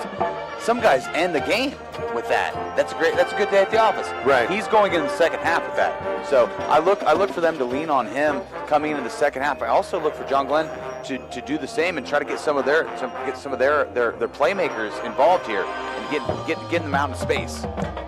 Well, let's take a look at the Surgic Construction scoreboard update here. At halftime, Buckeye trails East Canton 14-6. Indian Valley all over Tusky Valley. They lead 35-0 in the second quarter. Ouch. Ridgewood leads Claymont at the half, 21-0. Tri-Valley over Sheridan right now, 14-7. That game is at the half. Fort Fry leads Warren 30-8. That is at halftime. New Lex 37, Crooksville nothing. That is in the second quarter. Licking Valley leading Mount Vernon at halftime, 21-7. Barnesville and the Independence Patriots from Coal City, West Virginia, are tied at 7. That's in the first quarter. Caldwell leading River 19-0 at halftime. Waterford over Trimble 47-0 at half. Marietta leading Point Pleasant 13-9. Garaway over Sandy Valley 49-0 at half. Union Local leading Bel Air 13-0 at half. Morgan 40. Riverview Bears nothing. That game is at half. Zanesville trails Granville 42-8. That is in the second quarter. Meadowbrook leading Maysville 14-6. That's at the halftime. Newcomerstown 16, Strasburg 7. That's at the half. And I've got no score on Shenandoah Frontier. West M leading Coshocton 27-14 at half. Monroe Central over Cameron, West Virginia. That's at 21-0. Beaver Local leading Cambridge Bobcats 28-0. Cambridge and Zanesville and Riverview all in the top 10 in the longest losing streaks in the state of Ohio right now. That's not a streak you want to have. That's not one of those streaks that you want to be on. No. Yeah, I've been pulling for the Cambridge boys. I mean, I'm a Cambridge alum. Sure. I hate to be biased, whatever, but man, I want to see them get a win this year. You do, definitely. Gosh, I want to see them get a win this year. We'll take one more quick break. When we come back, we'll have second half action for you here from John Glenn. Halftime here, high school football presented by AVC Sports. I'm Ted from TK Auto Service at 2303 Glen Highway. And I'm Julie. We've been in business for 26 years, proudly serving this community with reliable and trustworthy auto services. Our customers are like family, and we are committed to keeping your vehicle running smoothly. Whether it's a quick oil change or a major repair, we're here for you. We appreciate your trust and support. Be sure to like us on Facebook and follow us on Instagram to stay updated and connected. Thanks for choosing TK Auto Services. We're here because of you. It's that time of year again. Football season is upon us. Hey, Mark Kelly here with Bicon Services, wishing all our local teams a great and successful year. As your premier commercial building contractor, Bicon Services is ready to tackle everything from small facility renovations to large industrial expansions. We're here to handle all your commercial and industrial needs under one roof. So while you're out there scoring the winning touchdown, let us work on making your next commercial project a success. Bicon Services, building the future one project at a time. Doan Ford is your destination for the ultimate Ford experience. Discover the thrill of the open road in a brand new Ford vehicle. Experience cutting-edge technology and safety features designed with you in mind. Whether it's the versatile Ford Escape SUV, the powerful Ford F-150, or the stylish Ford Bronco, you'll drive away with confidence, knowing you've made the right choice. Quality, service, and trust. That's the Doan Ford experience. At Village Hardware and Rental in Barnesville, we've got everything you need for homeowner, contractor, and commercial jobs. From trusted Milwaukee tools and everyday hardware to pro-grade Valspar paint, trusted color you can count on. Plus, we offer paint mixing, key cutting, special orders, and commercial services too. And now, introducing our officially open firearms and ammo department. Fully stocked, trusted, and convenient. Whether you're working, improving, or protecting, Village Hardware and Rental is your one-stop shop. Drop by at 265 South Chestnut Street, Barnesville. Village Hardware and Rental. We make it easy to build the world around you. Looking to upgrade your ride or home with sleek professional tinting? Absolute One Window Tinting on Maple Avenue in Zanesville is your local expert. Our team specializes in automotive, residential, and commercial tinting that keeps you cool, protects interiors, and adds privacy with a flawless finish. We use high-quality films designed to last, giving you style and function you can trust. From cars to storefronts, Absolute One delivers precision and care every time. Call 740-819-1642 or stop by Maple Avenue today. School's back. For some, things may feel overwhelming. Allwell is here to help you find a healthy balance. Our behavioral health services can keep your mind on track, while our primary care services can keep your body healthy. Our mission is to help people feel better, think more clearly, make good decisions, and have healthy relationships. We have offices in Zanesville, Coshocton, New Lexington, McConnellsville, Caldwell, and now on Wheeling Avenue in Cambridge. Visit us at allwell.org. Be well, stay well, all well.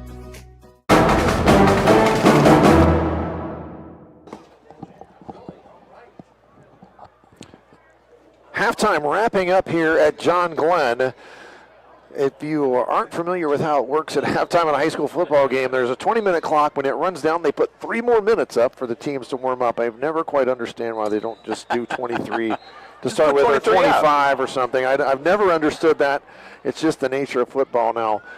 John Glenn, they won the toss at the beginning of the football game. They did take the football, so they're going to be kicking off. Philo with some of the momentum right now. Along with this, they will get the football to start this second half. And, Zach, it's one of those, John Glenn's going to have to be able to stop Sprankle because they're going to see a steady dose of Slade Sprankle here in the second half. Most definitely. The run defense has not quite been there for the Muskies tonight, but that's something they can change right now, right here and now. Good, Dave. They've also got 2 turnovers. They can't keep putting the ball on the floor or on the ground. They did on their very first possession of the football game. And then they did here late with just 2 seconds left until halftime. Fumbled the football again. Philo got it and kicked a 40-yard field goal. And that's where our score is right now. It's 14-7. A couple of field goals from Cohen Davis. A Philo touchdown with a 2-point conversion. And then we've got a single touchdown from John Glenn with a traditional point after touchdown. So our second half ready to get rolling here. And again, our sponsors, we have a ton of those, and we appreciate all the sponsors. Again, Doan Ford, Village Hardware and Rental, West 40 Auto Sales, Bicon Services, Great Clips, Action Total Staffing, TK Auto Service, Absolute One Window Tinting, Cedar Ridge Behavioral Health Solutions, Buckeye Mutual Insurance, Abel's Electric Heating and Air Conditioning, Allwell Behavioral Health Services, Dutro Ford, Lincoln Nissan, Shriver's Pharmacy, Zane State College, Treasure Hunt Bin Store, all sponsors of tonight's football game here, and it's an MVL-style football game. Week 9, Ohio high school football. Next week, we'll wrap up the regular season. AVC Sports will have playoff coverage for you. We've got a couple MVL teams. We follow a couple of teams for a little bit farther over in eastern Ohio. Barnesville, very good football team. They will be in the playoffs, and we will be following them as well.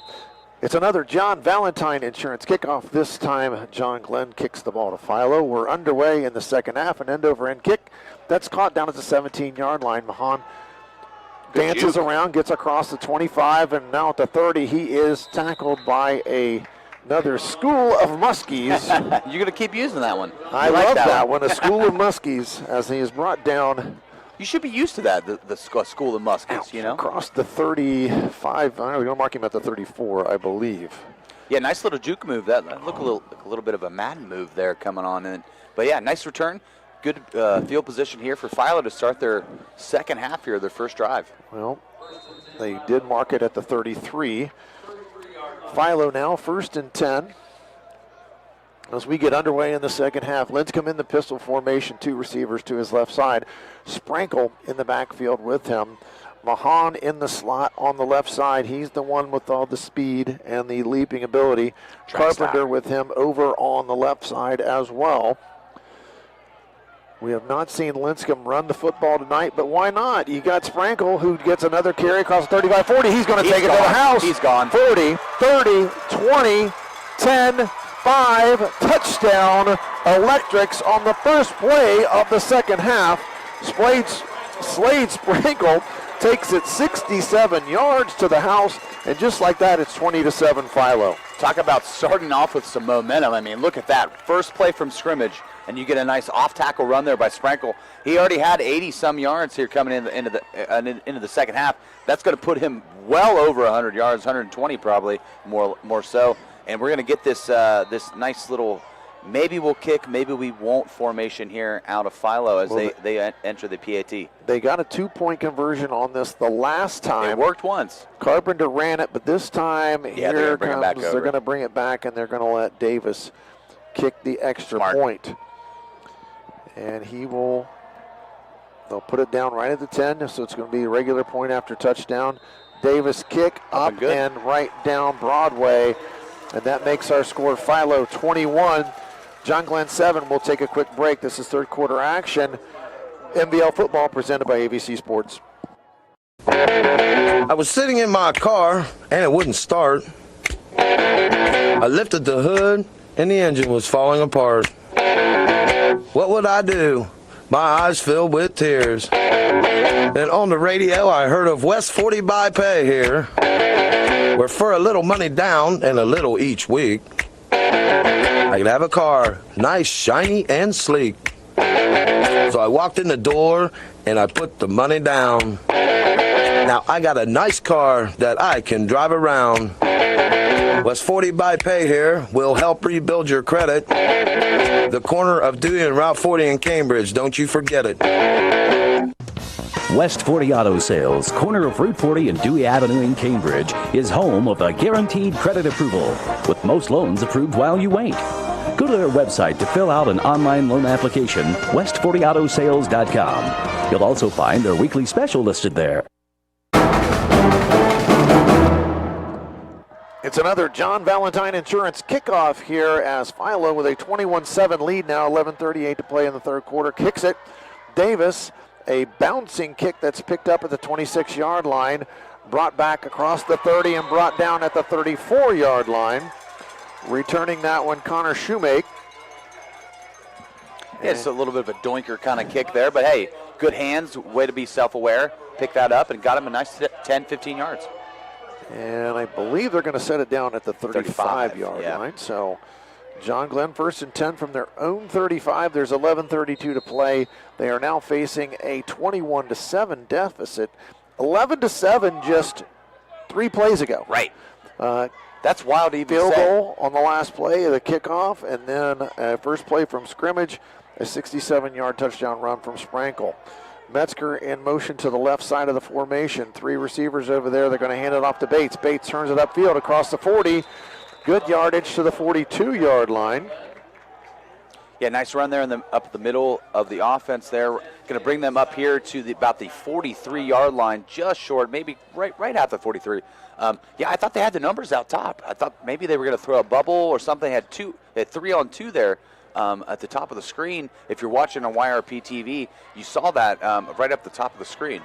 Bates, his second carry of the night. He's got 16 yards on 2 carries. John Glenn back to the line of scrimmage. Edwards changes something. He's talking to the lineman. He's back in the pistol. He's going to hand it straight ahead. Metzger stops in the hole, tries to bounce it outside, but he's met and going to be brought down immediately. We don't think he might have lost yardage, where they're going to mark him back at the 41. That's going to be a loss of 3 yards there, yeah.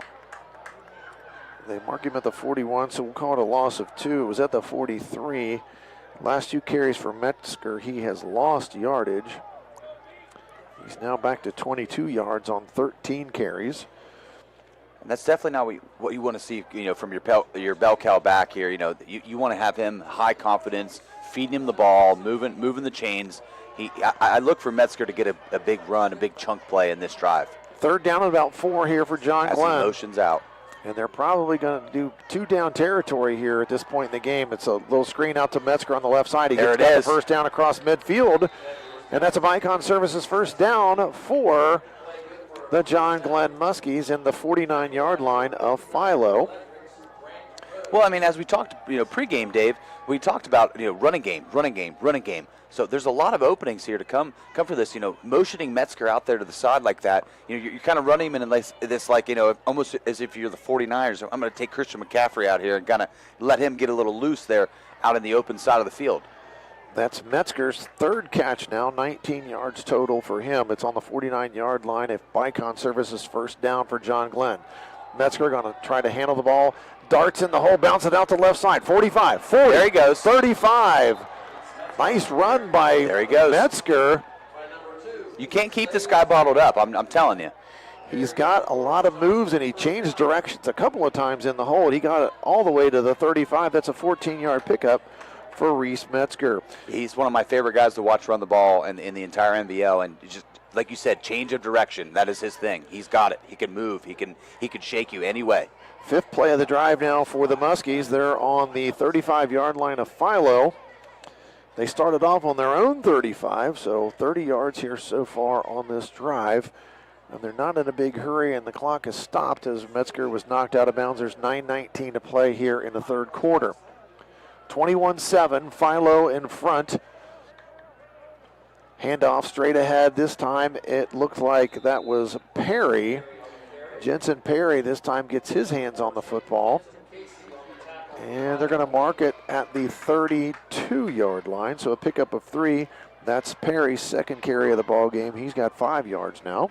Yeah, John Glenn staying ahead of schedule here, picking up nice chunk yardage here, trying to get first down before we get to 3rd here, and the run game really coming in for them here in the second half. Clock running here, 8:48 to play in this 3rd quarter. Philo with a 21-7 lead. John Glenn trying to answer the big touchdown run from Sprankle. Counter action in the backfield, and Metzger has got the football, and not much room on that left side. He did get down to the 31-yard line, but that's just a 1-yard pickup for Metzger. That's going to be a tackle for the senior Peyton Byers. Not fooled by the movement at all. 3rd down and 6 for John Glenn on the Philo 31-yard line. And again, I would think this is 2-down territory for sure. the Muskies as we stand with a 21-7 deficit here in the third quarter. 8 minutes now to play in this third quarter. Edwards looking to the sideline. He's got directions. Readjusts Metzger in the backfield. Stands right on his left hip. Straight back. Edwards, he's going to hand off a delay draw. Metzger's got some room. Ooh, what a towel. It's gone. And he put the ball on the ground again, but it's recovered by a lineman for John Glenn. It's number 50. Rowdy Zimba. With one of the best names in the league right there. Well, Rowdy. He's on the first team He's of on the first all-name team. Rowdy Zimba with a nice fumble recovery.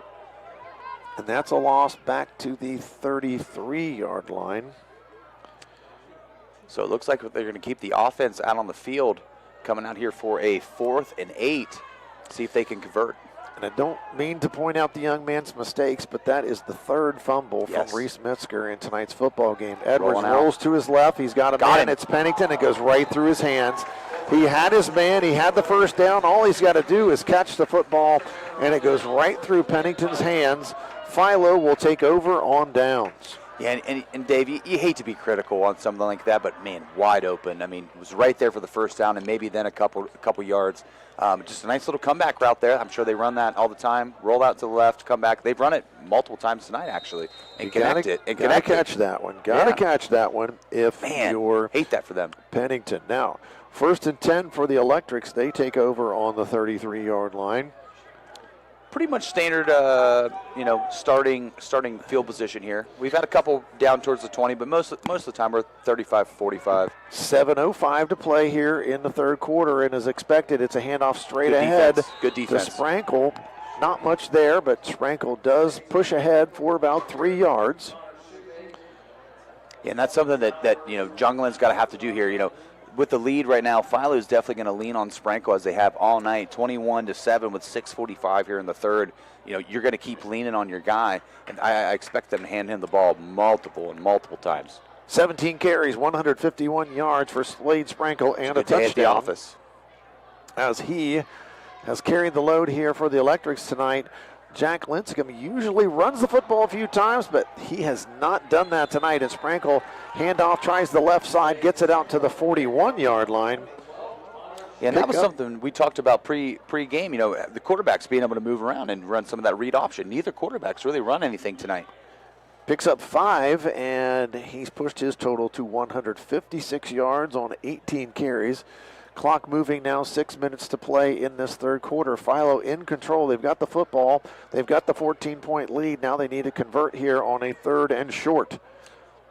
Yeah, but Philo in no hurry here to run this as they're trying to bleed this play clock down all the way as we get to 10 seconds here. Well, eventually I'm going to see a play action, and they're going to try to take a shot here at some point. I don't know if it's here or not, but they will do that. And Sprankle ahead with some push from his lineman, and he's going to get the first down. It's a Bicon Services first down, and they're going to mark it at the 47-yard line, so let's give him 6 more yards on the carry. Lose the chains. And now a first down from their own 47. We're into the point of this game now, even with the substitutes coming in and out. Like, Philo's not even changing their formation. They're just getting the play call from the sideline. We're just going to run the ball down your throat. I think the play call is handed to Sprankle. Exactly. I don't know what they need to keep looking over to the sideline for. I know what the call is. It's a handoff to Sprankle. Which side? And straight back there for play action. He's going to take his shot down the field. He's got a man down there. It's Mahan, and it's incomplete. Boy, I thought he was going to bring that in one-handed. That would have been catch of the year material right there, Dave. Mahan had a step on the defender. He was open. And just a little bit too much air underneath that one, and that's going to bring up a 2nd and 10 now from the 47 for the Electrics. Good protection there, too, on that play-action pass for the offensive line for Philo there. Had all day to throw the ball, but just, like you said, just a little bit too much air underneath it. 2nd and 10 for Philo. Clock stopped now, just under 5 minutes to play in this third quarter. Philo with a 21-7 lead and the football here, 2nd and 10. And as Zach pointed out, same formation here, basically a pretty tight formation. The ball's on the left hash, 2 receivers to that short side, and it's handoff to Sprankle. And Sprankle got the room across midfield down to the 44-yard line of John Glenn. Slade Sprankle, man, he's on the warpath tonight. I mean, just just taking Muskies with him left and right. This is insane. That's a 9-yard pickup. He's got 20 carries now, 171 yards. He might get the ball another 10, 15 times. He might just do that, I would think. Phew. Now 3rd and short, 1 yard needed for a first down. Linscomb. Ball right in the middle of the field now, not on the left hash, but still the same formation. 2 receivers to the left. He's got that H back in there to block, and Sprankle's going to follow him across the left side. And he takes it down inside the 35 to the 34-yard line of John Glenn. That's another 10-yard pickup for Sprankle. Yeah, Reed Howard there on the tackle. Slade Sprankle gets out in there in a little bit of space and thankfully brings him down here. Nice tackle by Reed Howard. So now under 4 minutes to play in this 3rd quarter. And everybody from Philo looking over at the sideline. And I don't know why the coaches were consulting any kind of play sheet. Just hand the ball to Sprankle. Left or right? I can coach football at this time. Let's let him eat. Give him the football. Snap back, hands it to Sprankle. Straight ahead. He's met in the hole, but he's got a little bit of space. Darts forward for a couple. Maybe to the 32. Yep, John Glenn stifled that one for sure. They're aware of the game plan as well, Dave. I think they're aware. I think they know that that's exactly what's coming. Well, that is Sprankle's 22nd carry of the game, and we still have another quarter to play. We're down to 3:10 here in the 3rd quarter. 2nd and 8 now for the Electrics. Well, a lot of these times you get in this point of the game, you got the lead ahead of you, and you're worried about the read option, you're worried about Slade Sprankle, whatever. Jack Linscomb has not run the ball at all, so it's just nothing but Sprankle.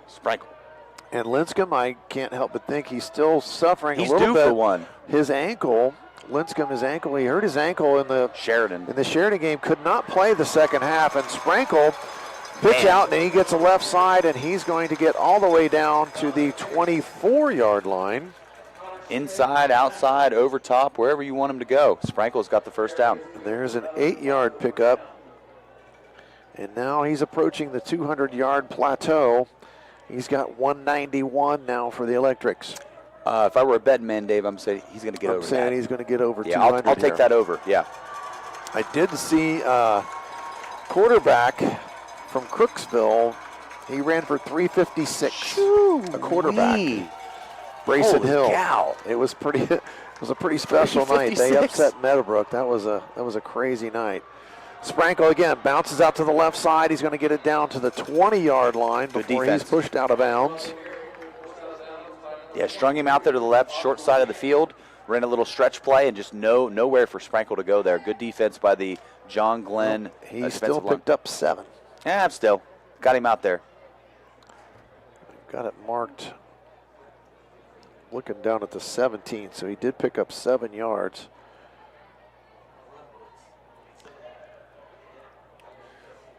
We'll see what Philo's going to call in here. No, it's at the 19. Boy, these guys move the ball around an awful lot. I didn't think it was that far of a gain. Okay. So let's only give him 5 there. And now John Glenn's going to bring some heat here. 2 minutes to play exactly. Sprankle right up the middle. He's got a hole, darts across the 15 down inside the 10. And that's going to be a Bicon Services first down in the J&M Electric red zone for the Philo Electrics. Marked at the 9 as he picked up 8 more yards. What was it the Steve Miller Band said, time keeps on ticking away? I think that's exactly what's going on right now.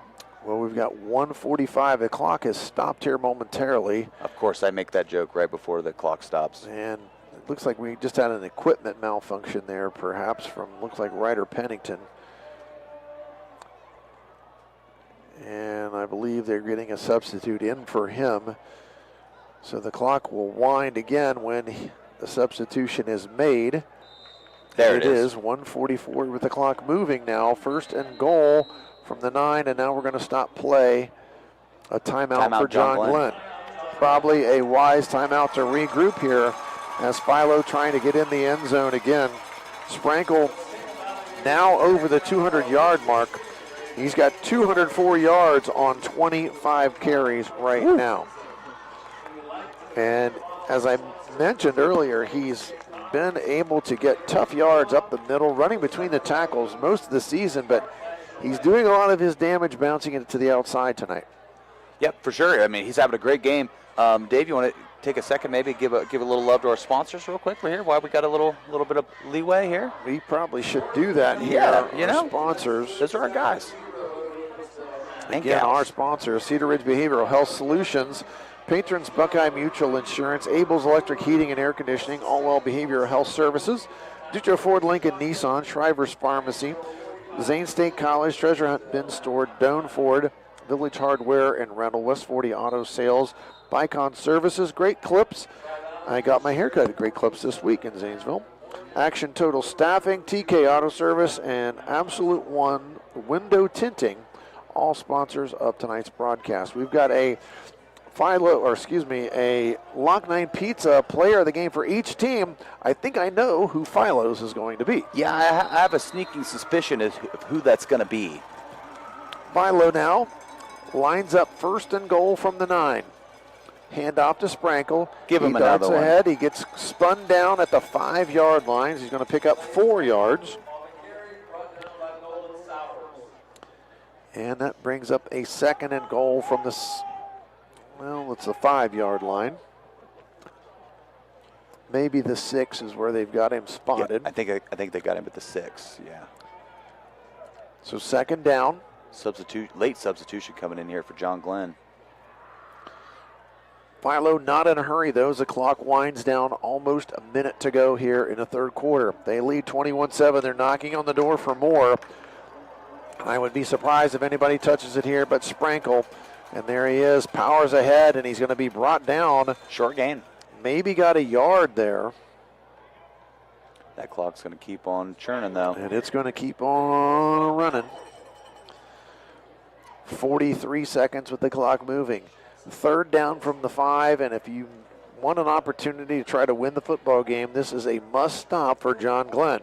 I'd be surprised here if, obviously it looks like they're not going to move the formation around any, but I'd be surprised if they didn't go to the right to maybe, if they don't get the first down, to set up Cohen Davis for a straight-on field goal, just in case. 12 seconds on the play clock, 21 seconds on the game clock here in the third quarter.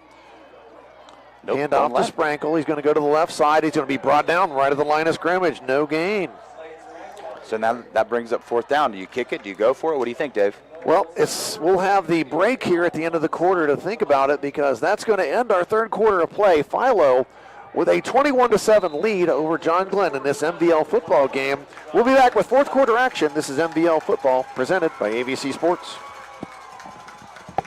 Need help finding a job or recruiting reliable workers? Action Total Staffing is your trusted local staffing partner. We work hard to connect skilled candidates with employers across southeastern Ohio. Action Total Staffing provides industrial, administrative, temp to hire, direct hire, and seasonal staffing solutions. Since 1994, our staff has offered personalized screenings and in-person interviews to match top talent with great opportunities. Visit our Zanesville location to launch your next chapter with Action Total Staffing. Founded in 1987 with hard work, dedication, and a commitment to quality, the Zemba Companies has grown from a small family operation into a trusted leader in excavation, trucking, concrete, and environmental services. Built on a foundation of safety, respect, accountability, teamwork, loyalty, and grit, the Zemba Companies continues to evolve while staying true to our core values, always putting people and service first. Whatever the job, our team is here to help you simply just do. Call us today at 740-452-1880 or visit our website at www.zembacompanies.com.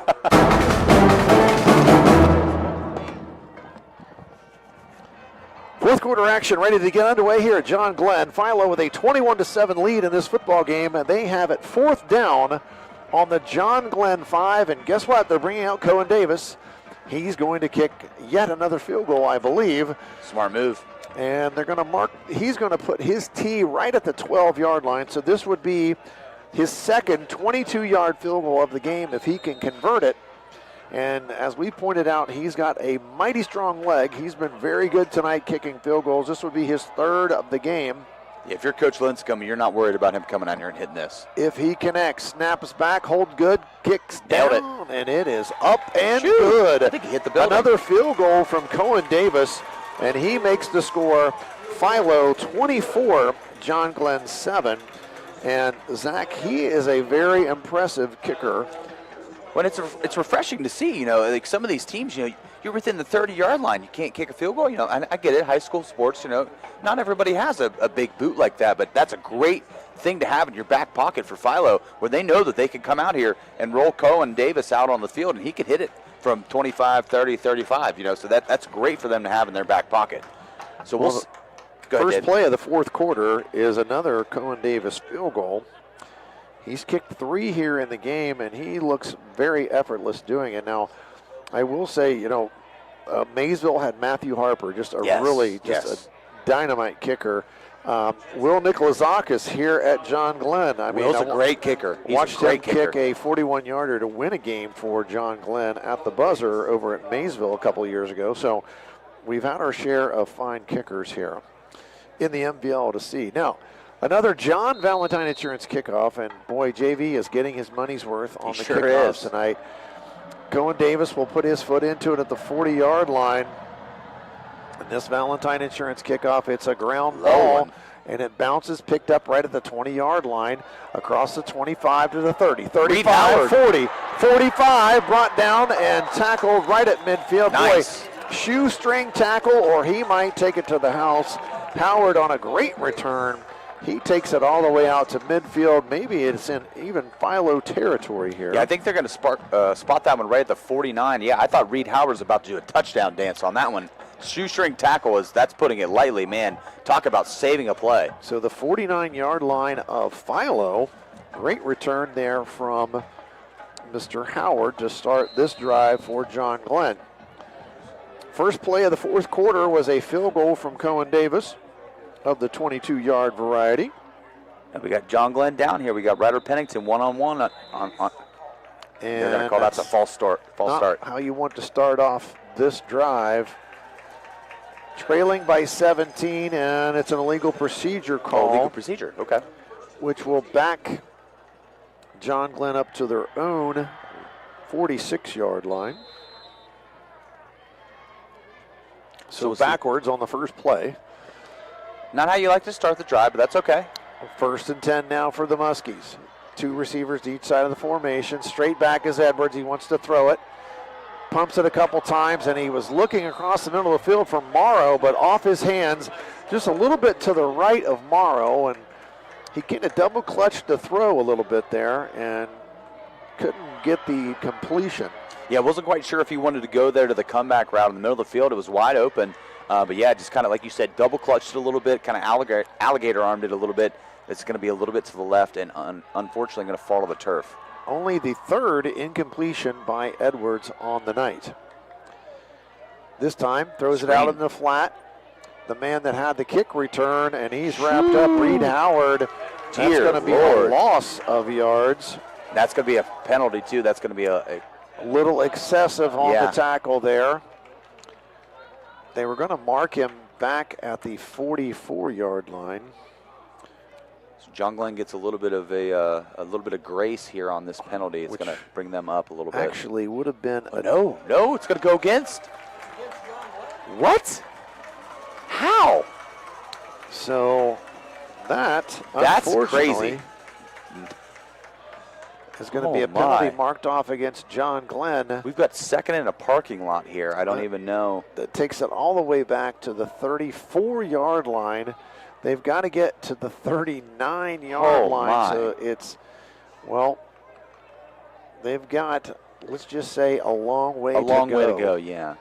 It's back at the 29-yard line. Sorry, that's all the way back at the 29. Official reading here on the scoreboard is 2nd and 37. Let's just put that in quotations here. Dear Lord. So marked at the 29-yard line. So what are you calling out? I think he's got an extra 5 up there. My math says it's 32. But hey, who's to say? Who's to say? Numbers are hard, Dave. Numbers are hard. Because that was a dead ball penalty. There's a delay play, a draw to Metzger. He's going to get it across the 30 to the 35-yard line. A 6-yard pickup for Metzger. They also decided that was not second down, that was third down, so now we're fourth down. Well, it was a dead ball. It was after the play, so. That's going to loss it down, yeah. We've got a down electric here on the field. We do have an injured player on the field right on the 35-yard line. That's going to give me a chance here to go back to the Surgent Construction scoreboard. Hopefully just a cramp. See what we've got going on here across the area. Yeah, they're stretching his leg out. It's just a cramp. East Canton 14, Buckeye Trail 6. That was at halftime. Indian Valley 47-0 over Tusky Valley. Boy, Indian Valley keeps rolling on. As we pointed out, they're in the same region here with New Lex and Philo and all these people that are going to be in the playoffs. New Lex, speaking of them, they're up 37-0 over Crooksville. Tri-Valley Sheridan tied at 14 in the third quarter. That's a good one. That's a good one, yeah. Barnesville, a really good football team. They are in a battle with from Independence, West Virginia. From Coal City, West Virginia, it's 21 apiece. Barnesville has to search for some non-league games because really people just don't want to play them. Licking Valley up over Mount Vernon 29-13 in the third quarter. Caldwell 19, River nothing. That was at halftime. Meadowbrook 27, Maysville 20. That's in the third quarter. Good football game there. Monroe Central over Cameron, West Virginia 28-0, and that in the third quarter too. John Glenn now 4th down and a mile, and they're going to punt. Our injured Electric was Peyton Byers, and he's up on his own power, so yeah, he's good. All right. And we're in a traditional punting formation. Jensen Perry, the punter, he's a good one. He's got a good foot. And that's kind of a pop-up that's going to bounce about the 42-yard line and bounce out of bounds on the Philo side. And we'll see where they end up marking the football. So, Dave, you think we're going to see some more Slade Sprinkle here? Well, you know, Coach Lincecum he's subbed for Sprankle a little bit later in the games. I don't know if he's to that point where he's going to do that yet or not, but Philo's going to take possession on their own 40-yard line. Yeah, I'd say we're going to see a heavy dose of running the football. Sprankle is still in the football game, so I anticipate him running the football, especially. Man, just running the same formation. I thought we had maybe I thought they might have been bringing a new quarterback, but it is Lincecum still out there. A little bit different. And again, you know, this is not what you usually see from Philo. Lincecum had 5 touchdowns against Maysville rushing the football. He hasn't carried the ball. He hasn't carried it tonight, but there's Sprankle bouncing it out. Was right up the middle of the field, but bounced it out to the left side, and he gets it just short of midfield to the 49. So let's give him 9 more yards to his total. I had to go to a second column on my stat sheet here for Sprankle. They're putting you through your paces. And he now has 217 yards rushing on 29 carries. So we're thinking, you know, the ankle injury to Lincecum is kind of why we're not seeing him run. He's got it taped up. You can see the big tape job he's got going on the outside of that shoe. Sprankle now, it's still the only running back that's been in the backfield tonight with Lincecum, and he's going to run it again. It's a handoff straight ahead. Sprankle hops to the left, and he gets it across midfield into John Glenn territory. It's a Bicon Services first down at the John Glenn 49-yard line. A pickup of only 2, but he only needed 1. Hey, doubled it up for the first down, and that's a Bicon Services first down. They're going to play with pace here. They're already back up to the line. Well, they're not going to get in a hurry, though. They're going to look over at the sideline. The coaching staff's going to decide, do you hand it to the right side or to the left side? Which side? Which side will he carry it to? And I can call plays I'm gonna right guess now right. for Philo. Oh, they're going to let him throw it. Lincecum straight back. He's got a man across the middle of the field, but he overthrows it. And that's 3 straight incompletions. Jack 2 for 5 throwing the football tonight. And that one wasn't even close, really. I mean, that was intended for Cam Ross, senior wide receiver. And now 2nd and 10. Speaking of quarterbacks can throw it, how about Joe Flacco last night leading the Bengals to a 33-31 win over Superintendent Dave Adams' Pittsburgh Steelers. Don't rub it in, Dave. Come on, don't rub it in. Threw the ball very well last night. Now we got some problems going on in here. I told him I was going to wear some Bengal stuff tonight, but I changed my mind at the last minute. Lincecum going to throw it. He's got a man in the right flat. Jacob Savage. Savage crossed the 40, 35, 30, down to the 25, finally knocked out of bounds. Savage makes a man miss. That's Reese Metzger on the tackle. And Savage he took it, and he picked up a nice gain there all the way down. Well, as we to the talked about, 23, so that's about 26 yards on that reception. As we talked about, sprinkle. Oh, hey, there's a bubble screen out here. You're already committing to the middle of the field. Right. So we got 3 wide over here. Let's see if we run the ball again. 1st and 10, Bicon Services, first down for the Electrics. Hand off to Sprankle. Good He's defense. hit right up the middle. He managed to get ahead for a couple of yards. He's going to be down at looks like the 18 or 19. Yeah, good penetration there by the John Glenn defensive line. That's going to be a tackle by number 77. That's going to be Landon Comelius. 224 yards now unofficially for Sprankle. Clock moving, 9:11 to play here in the football game. Philo with a 24-7 lead, looking to build on it here late. Handoff again, Sprankle bounces it, then cuts back into the middle of the field. He's going to be across the 15 and brought down at the 13-yard line. Another tackle again by number 77, Landon Comelius. 5 more yards for Sprankle, and Philo right up to the line of scrimmage. Thinking they were going to snap it quickly, but now every skill position player on the Philo roster looks over to the sideline for some instruction and signals from the offensive coaching staff for Philo. I hate to say that, to go away from Sprankle, we might see a little bit of a left boot here coming to the right side of the field, left side of the field. Sprankle going to run to Toss the left play. side, and he's got the corner, and he turns it, and he is met and hit hard right at the 10, but that's enough yardage for the first down. And that's a Bicon Services first down in the J&M Electric red zone for the Philo Electrics. Yeah, I figured they'd use the wide side of the field there to their advantage, and they sure do. But yeah, get it once again, it's right to Sprankle. Now they can. It's marked at the 11, so they can get a first down without the touchdown here. And clock now underneath 8 minutes to play in the football game. And as we thought, Philo not in a big hurry here right now as they come to the line of scrimmage. Everyone looks over. They get the play call.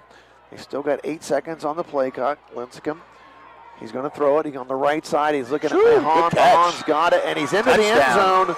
A touchdown for Aiden Mahan. A nice pass from Lincecum, and it's an 11-yard touchdown. And Philo now leads the game 30-0 or 30-7 over John Glenn here in the fourth quarter. 7:38 to play. Yeah, Dave, nothing fancy there. Just a nice little slant route from Mahone. Ball put right in there by Lincecum. Good catch, good concentration. Comes down with it. Touchdown as we get ready for this point after try for Cohen Davis. Cohen Davis, extra point up. Nailed it again. And good. Right down the middle for Cohen Davis. And his extra point makes the score 31-7. We'll take one more break here. This is high school football presented by AVC Sports. Looking for an incredible deal on a new Ford, Lincoln, or Nissan? Come check out our vastly growing inventory selection and ask us about all the low APR options that are going on right now at Dutro Ford, Lincoln, Nissan. If a new vehicle isn't in the budget, let us show you a pre-owned alternative that is sure to fit all your needs without breaking the bank. We know with the running from work to practice or games doesn't leave much time for car shopping, so view our full inventory online 24/7 at DutrosAuto.com. Best of luck to all the coaches and players this year. Have a safe and successful season from all of us at Dutro Ford, Lincoln, Nissan. For 129 years, Patrons Buckeye Mutual Insurance has proudly provided coverage for homes, farms, and families across Ohio. Our commitment to reliable, affordable insurance is something you can count on. Agents who write for us can be found at patronsbuckeye.com. Whether you're protecting your home, your land, or your legacy, we offer personalized service and true hometown care. Trust a neighbor. Trust experience. Trust Patrons Buckeye Mutual. Visit us at 16050 McConnellsville Road in Caldwell or find us on Facebook. Coverage that cares. Close to home.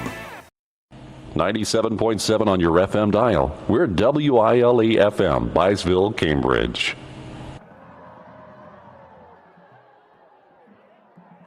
On Valentine Insurance kickoff, fielded at the 40-yard line by John Glenn and brought across midfield into Philo territory. And we're up here with a very cranky superintendent of schools from John Glenn. Don't poke the bear. Still cranky about his Steelers falling last night. to the Cincinnati Bengals. Somehow my truck just got towed in the parking lot. Yeah, if you need a ride, I can take you home. Somebody's got a little too much power up here on It's too much power. At the school here at John Glenn. So all joking aside, Dave Adams and all of his folks up here in the press box, great people. They treat us well here at John Glenn. We certainly love being here. And Edwards going to throw on first down. He had a little halfback slip Metzger, but that's actually going to lose a yard. Well, now they're going to mark it right at the line of scrimmage. So going to give him a little bit of forward progress there. Yeah, a little slip screen there to the right. Nothing doing for him though, unfortunately for Metzger. Boy, he's taking some lickings tonight.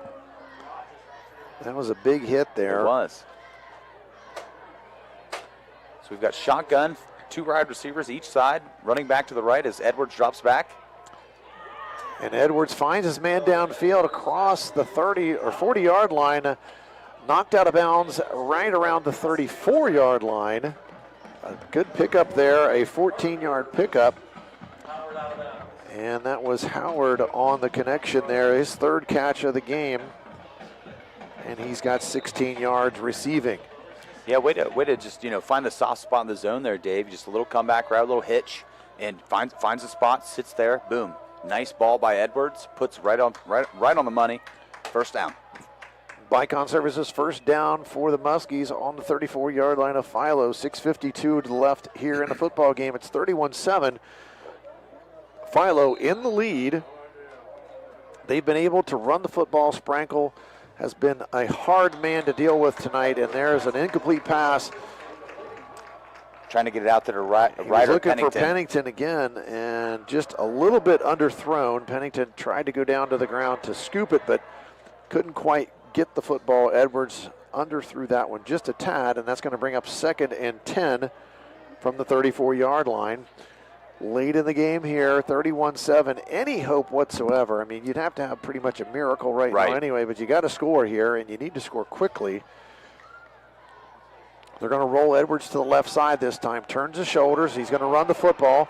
He gets down to the 30, and he's ridden out of bounds right at the 30-yard line. I thought maybe we might get some laundry there, but they're not going to call it. Picked up 4 yards. That's Owens. That's only his 3rd carry of the night. He's got 8 yards rushing the football tonight. Smart decision, though. He rolled out to the left. Nothing going. I'm just going to take it myself. Gets a couple yards. So we've got 3rd and 6 here for John Glenn. It's a hard throw when you are moving to the left and you're trying to throw it. Yeah. There are some comedians here in the press box at John Glenn tonight.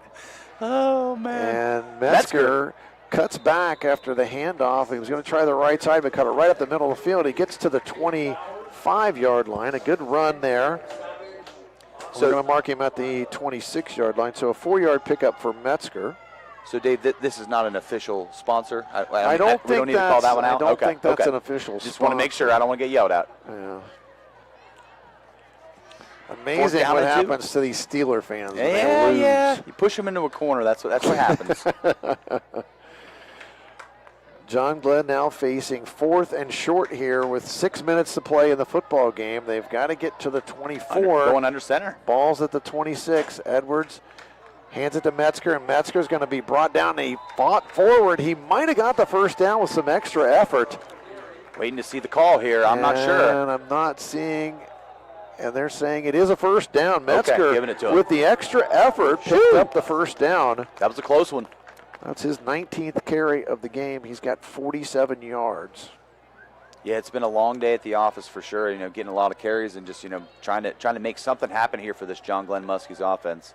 And I think if you would have asked Coach Edwards at the beginning of the game, he would want a low possession game, and that's really what they've got here. We only had we've had about 13 possessions total here in the football game, so it hasn't been one of those with a lot going on. Oh, and that screen pass to the right side, he was looking for Howard again, and Howard not able to bring it in with a lot of traffic around him, and that's an incomplete pass. Not only that, but it's going to stop the clock here at 5:19 with 2nd and 10 here in the fourth quarter as we're winding down here. And as we talked about, John Glenn, if you're going to score, you got to score now, and you got to score in bunches. And that little bubble screen and dropping it down like that, that is not exactly what you want to see. 2nd and 10 from the 24 for John Glenn. 31-7, Philo in the lead. Edwards in the pistol. He's going to roll to his left. He's got that run pass option, and he could not get his shoulders turned and throw the football. Had a receiver downfield. Now, was that a flag that came in? Because I thought they had a hold of his face mask. It looked like it. And it is a face mask against Philo, so he was going to pick up a nice gain to the... I thought he was going to pick up at least a yard there, so we're going to give him a yard. We'll give him 2 on the carry. Yeah, I mean, I really thought he had Max Morrow there in the middle on that comeback route, but couldn't, like you said, couldn't quite get his shoulders turned around to throw the ball. And that is going to be a penalty against Philo. It's a face mask down now to the 12-yard line, and we're in the J&M Electric red zone via the penalty here, and it's a Bicon Services first down at the 12-yard line. John Glenn knocking on the door, but could be a little bit too little too late here. It's 31-7, only 5:13 left to play. Handoff, nope, faked it. Now he's going to roll to his right. Edwards looks across the middle. He's got a man inside the 5, maybe to the 4. Give him the 4. Well, they're saying he is down, and that's Bates that caught the football. Yeah, I thought for a second he was going to run the corner route there, but he sat down in the zone, found a nice little soft spot, and gets himself here a nice gain for 2nd and 2 as John Glenn tries to put this in the end zone. 4:40 here left in the fourth quarter. 2nd down and short. They can get a 2nd down without the touchdown. Edwards going to roll to his left, looking for Pennington in the end zone, and he throws it in the corner, and it's going to be incomplete. Had one-on-one there on the deep out. Going to be get it. A 3rd and short now for John Glenn as they try desperately to get here into the end zone. Trailing by 24 at this point, just a little bit of a make you feel good kind of touchdown here as you're playing for pride. They're playing for pride, trying to get in the end zone late. 4:27 to play. Philo in control here. That pass incomplete. Look for Pennington in the corner. Big target there. Right. Just couldn't quite get it to him where he could bring it in. Good coverage there from Philo in the end zone. 3rd down and really short. Only Pennington a couple. might have one-on-one again. Nope. Straight back. Edwards fires across the middle. He's got his Touchdown. man. It's touchdown. Howard on a nice pass there. A 4-yard touchdown pass to Howard. And John Glenn with their 2nd touchdown of the night. Yep, 31-13. A nice little slant route there by Reed Howard. Owen Edwards puts it right on his chest. Touchdown. That's easy work. And I believe John Glenn going to go for 2 here at 31-13. If they get to 15, that would make it a 2-score. But again, you're kind of grasping for straws at that one. It would take nothing short of a miracle for them to be able to do that. They're going to go for it. A little bit of motion here in the backfield. Edwards asking for it. Now rolls to his right, looking in the end Back zone. screen. He's going to throw back to the left side. He's got Pennington over there, and it's incomplete. The defense got back to him and knocked it loose at the very end. He was trying to get Bates there, sorry. I thought maybe they were going to throw a backside screen. But couldn't bring it in, so that's going to leave our score at 31-13. We'll keep it right here as they try now. It's probably going to be some sort of onside kick, would be my guess. Sure. That's what's going to happen here. Yeah, that'd be my guess as well. You want to try to get the ball back into your possession, try to put some points back up on the board after that. You got to go for 2, though. I mean, I totally get the play call. Howard now with 4 catches on the night. That last one for a touchdown of the 4-yard variety. I think the real question here, Dave, is does Slade Sprankle come back out here for this possession? Do you want to finish it out and let your guy, your main guy, just finish the game? Like you said, he's been the main back all night. But, I mean, if you don't want him to get hit either, I mean, at this point, yeah. He's got a ton of carries. I have to flip back over here. Yeah, he's got 30. Take your shoes off. Count with your toes. Yeah, he's got 33 carries right now for 231 yards. Shoo! You would have had to steal some of my toes for that. Yeah, 231 yards, and it's not like, it's always he's running to space. A lot of those are tough yards in between the tackles, so it's one of those, I think you get to this point in the game. Onside There kick. is the onside kick, and it bounces, and it is going to be recovered by Philo. The high bounce. That's recovered by Hunter Hoffer. Bounced right up to him, and he made the play. So Philo takes over now with 4:22 to play in the football game, and they're going to take over on their own 48-yard line. And this is going to be some runs. They're just going to try to run the clock out here and end this one, I would believe. Now, I've said that before. You've been wrong before? And I've been wrong on those statements, but you'll have that, Philo has been a little bit banged up. They played two very physical football teams in successive weeks, and yes, we've got new folks some subs, in the football game here. We've got a new quarterback for Cannon, and he took over during the Sheridan game, and he's going to get the snap, and it's going to be a handoff across the 45 to the 50. And that's handed off to number 22. That's Benjamin Prewer. That's only the second person that's run the football for for Philo tonight. Getting the call from the sideline here. Buchanan getting his troops in order, giving the O-line some help here. And that's Harper in the backfield, Griffin Harper. And they're going to hand it straight ahead. He's going to try the left side, and nothing much there. Brought down right at the line of scrimmage. Maybe a loss of one. Harper now, his second carry. And he's only got a couple of yards each time, but of course, that's not really what Philo is interested in right now. They're just interested in that clock running down at 3:19 now as that clock moves. 3rd and 8 now for the Electrics. Yeah, to quote one of my favorite Linkin Park songs, you're just trying to bleed it out, bleed it out. Well, I'm looking for the play clock, and I'm not seeing the time left on it. But 31-13, our score. Handoff straight ahead and slammed to the ground immediately, and John Glenn still playing. Dominic Bates. They're not going to let somebody just come in and get some more yards. They make the tackle, and that's going to bring up a 4th down for the Electrics. As that clock continues to move now, 2:44 here in the 4th quarter. And this has got to be it's got to be a punt here. I would assume they're going to bring in a punter. Probably staying on the field. They're going to stay there and call a timeout when the play clock runs down far enough, because they're not just going to stand there and not snap it.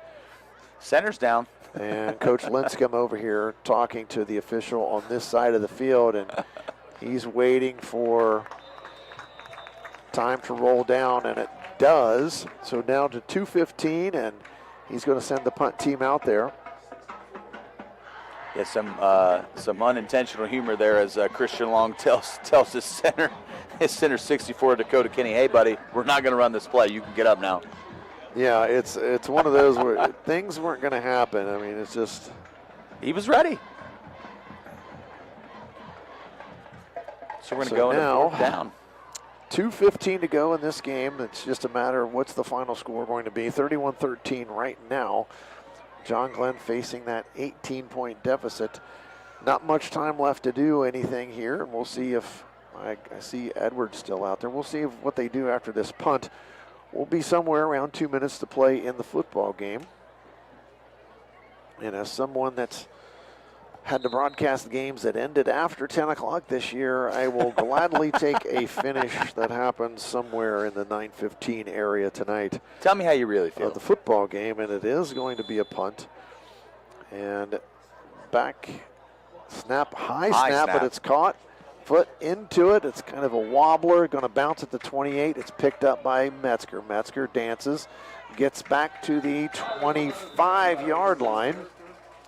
And that's where John Glenn takes over in probably the final possession of the football game with 2:04 left in this one. And like you said, Dave, what do you do here if you're Coach Edwards? What are you going to do? Well, you've got some seniors out there, I'm sure, that it's senior night. Probably don't want to come off the field. And I don't blame them. And it's marked right at the 25-yard line. And Philo with a host of defensive substitutions, and John a lot of clean Glenn, jerseys. There's a lot of folks that have been standing over there watching tonight. Edwards still in the game at quarterback. Metzger back there. Pennington out there. So still they're going to rock it. Starting lineup here mainly for John Glenn. A snap lost by Edwards, and he finally picks it back up, and he's brought down. He loses about 5 yards all the way back to the 20-yard line. It's going to be number 53, Trace LaFollette. 63, excuse me. And that was a Gibson Swartz. A play that was destined to fail as soon as that came back. From the jump.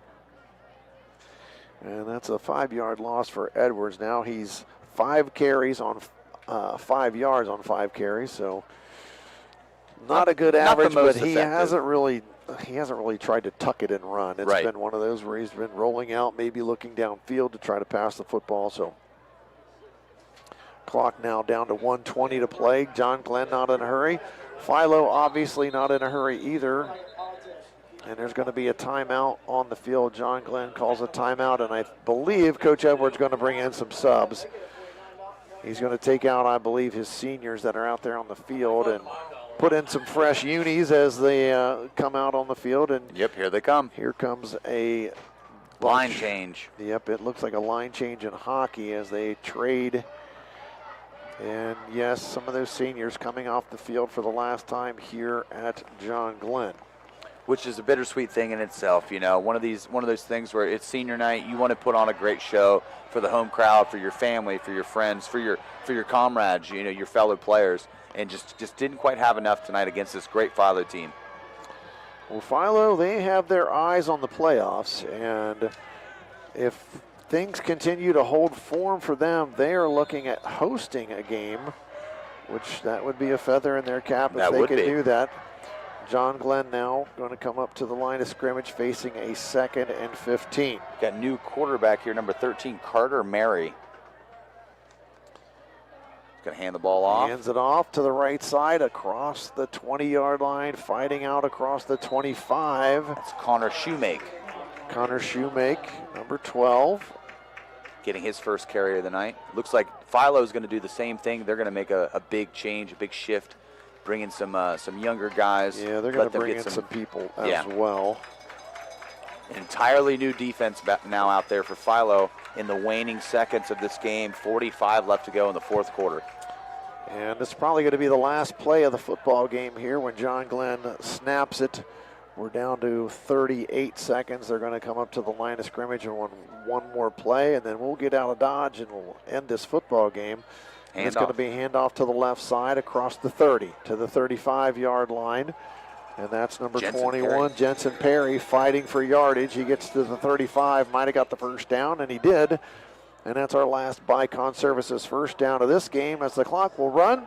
And that's going to end it here as John Glenn's going to walk off the field. So is Philo. Philo with a 31-13 victory here at John Glenn in the MVL Big School. They have improved their record tonight to 6-3 overall. John Glenn falls to 4-5. We'll take a break. We'll come back and wrap everything up here from John Glenn. This is high school football presented by AVC Sports. Is your son or daughter ready for the next step in their education? Look no farther than Zane State College, located just a short drive away. Zane State College has a history rooted in the values of our hardworking, roll-up-your-sleeves Appalachian community. We are committed to providing top-notch education and real-world skills right here in Southeast Ohio. Call 740-588-5000 and join a community that values tradition, hard work, and the future of your family at Zane State College. If you're having any problems with your heating system, you want someone who will be there right away to help. This is Russ Abels. At Abels, we provide emergency service for any brand of heating cooling system 24 hours a day, 7 days a week. Call us. We promise to get you up and running quickly and professionally. And if you ever need a replacement, we'll help you save energy and money with a new high-efficiency system. And we will do a flawless installation. If you need help with your heating, call Abels. Grand opening alert! Join us at Treasure Hunt Bin Store, located at 148 Glen Highway in Cambridge, right across from West 40 by Payyear. We're open Saturday and Sunday, 9 a.m. to 6 p.m. Hunt through bins full of brand new top brand items, from clothes and shoes to house goods and more. Don't miss out on $10 Halloween costumes and exciting Amazon mystery boxes packed with surprises.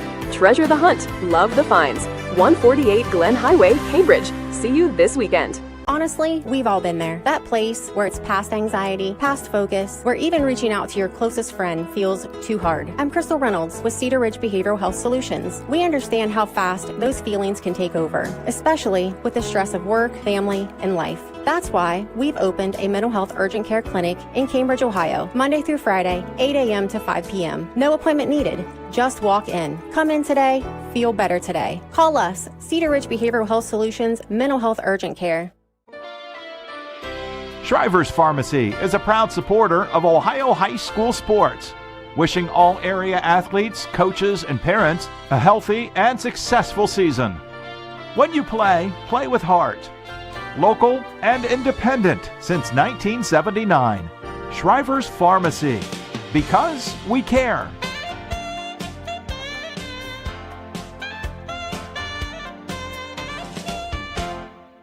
At Doan Ford, your family means the world to us. Our parts and service department work to make sure your family arrives at their destination safely. Our collision department takes pride in getting your family back on the road. Whether you're taking a trip, going grocery shopping, or taking the kids to school, choose Doan Ford. We will be happy to help you. Stop in and see us today for all of your parts and service or collision needs.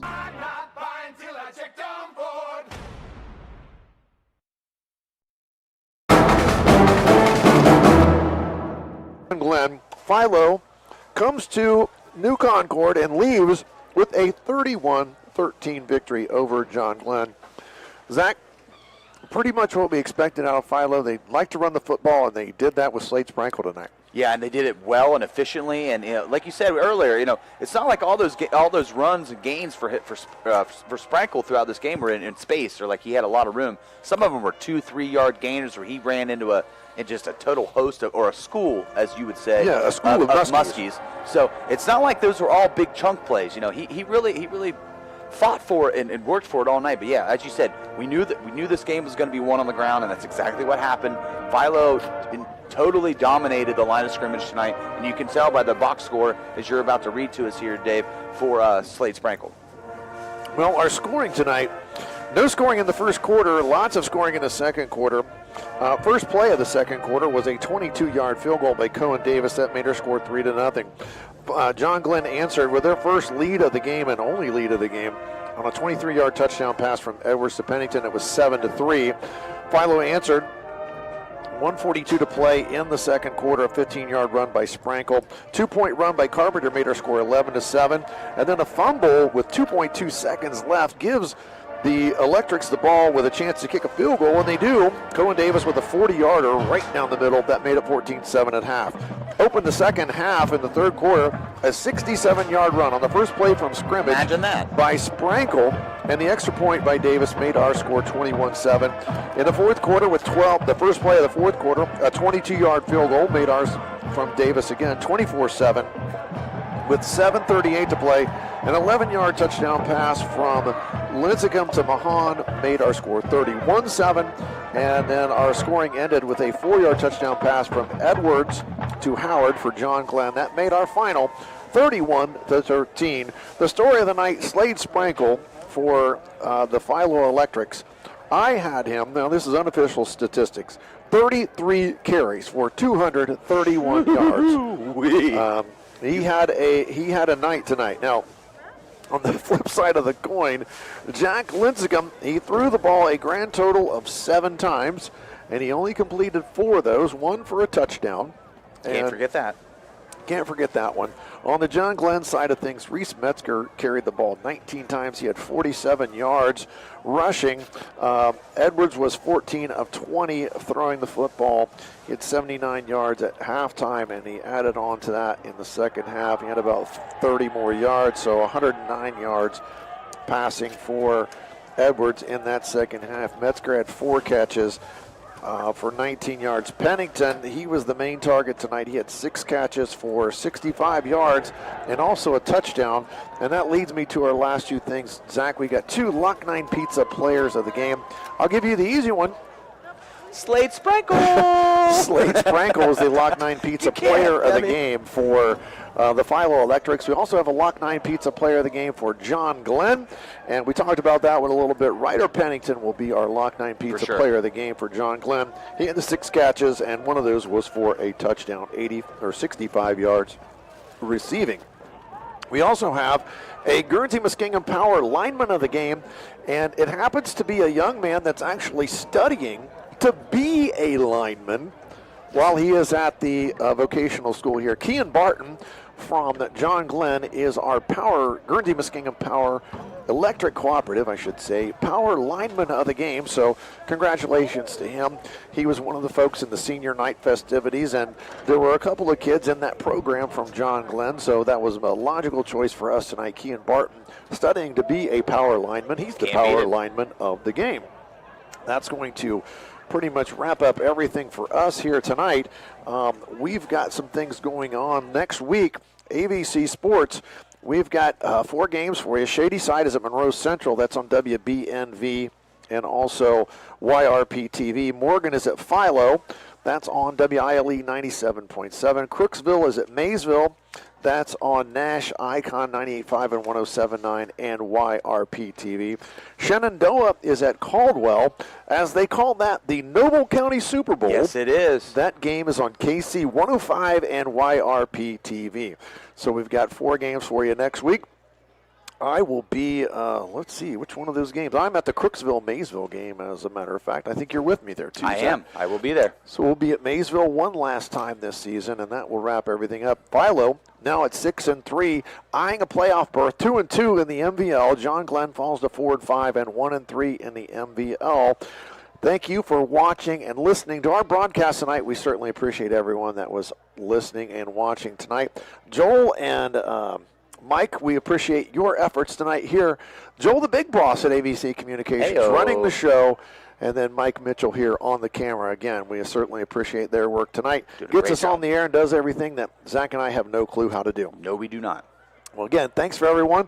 For Zach Chrisman, I'm Dave Hilliard. This has been High School Football, presented by AVC Sports. High School Football from AVC Sports on WILE FM, Byesville, Cambridge.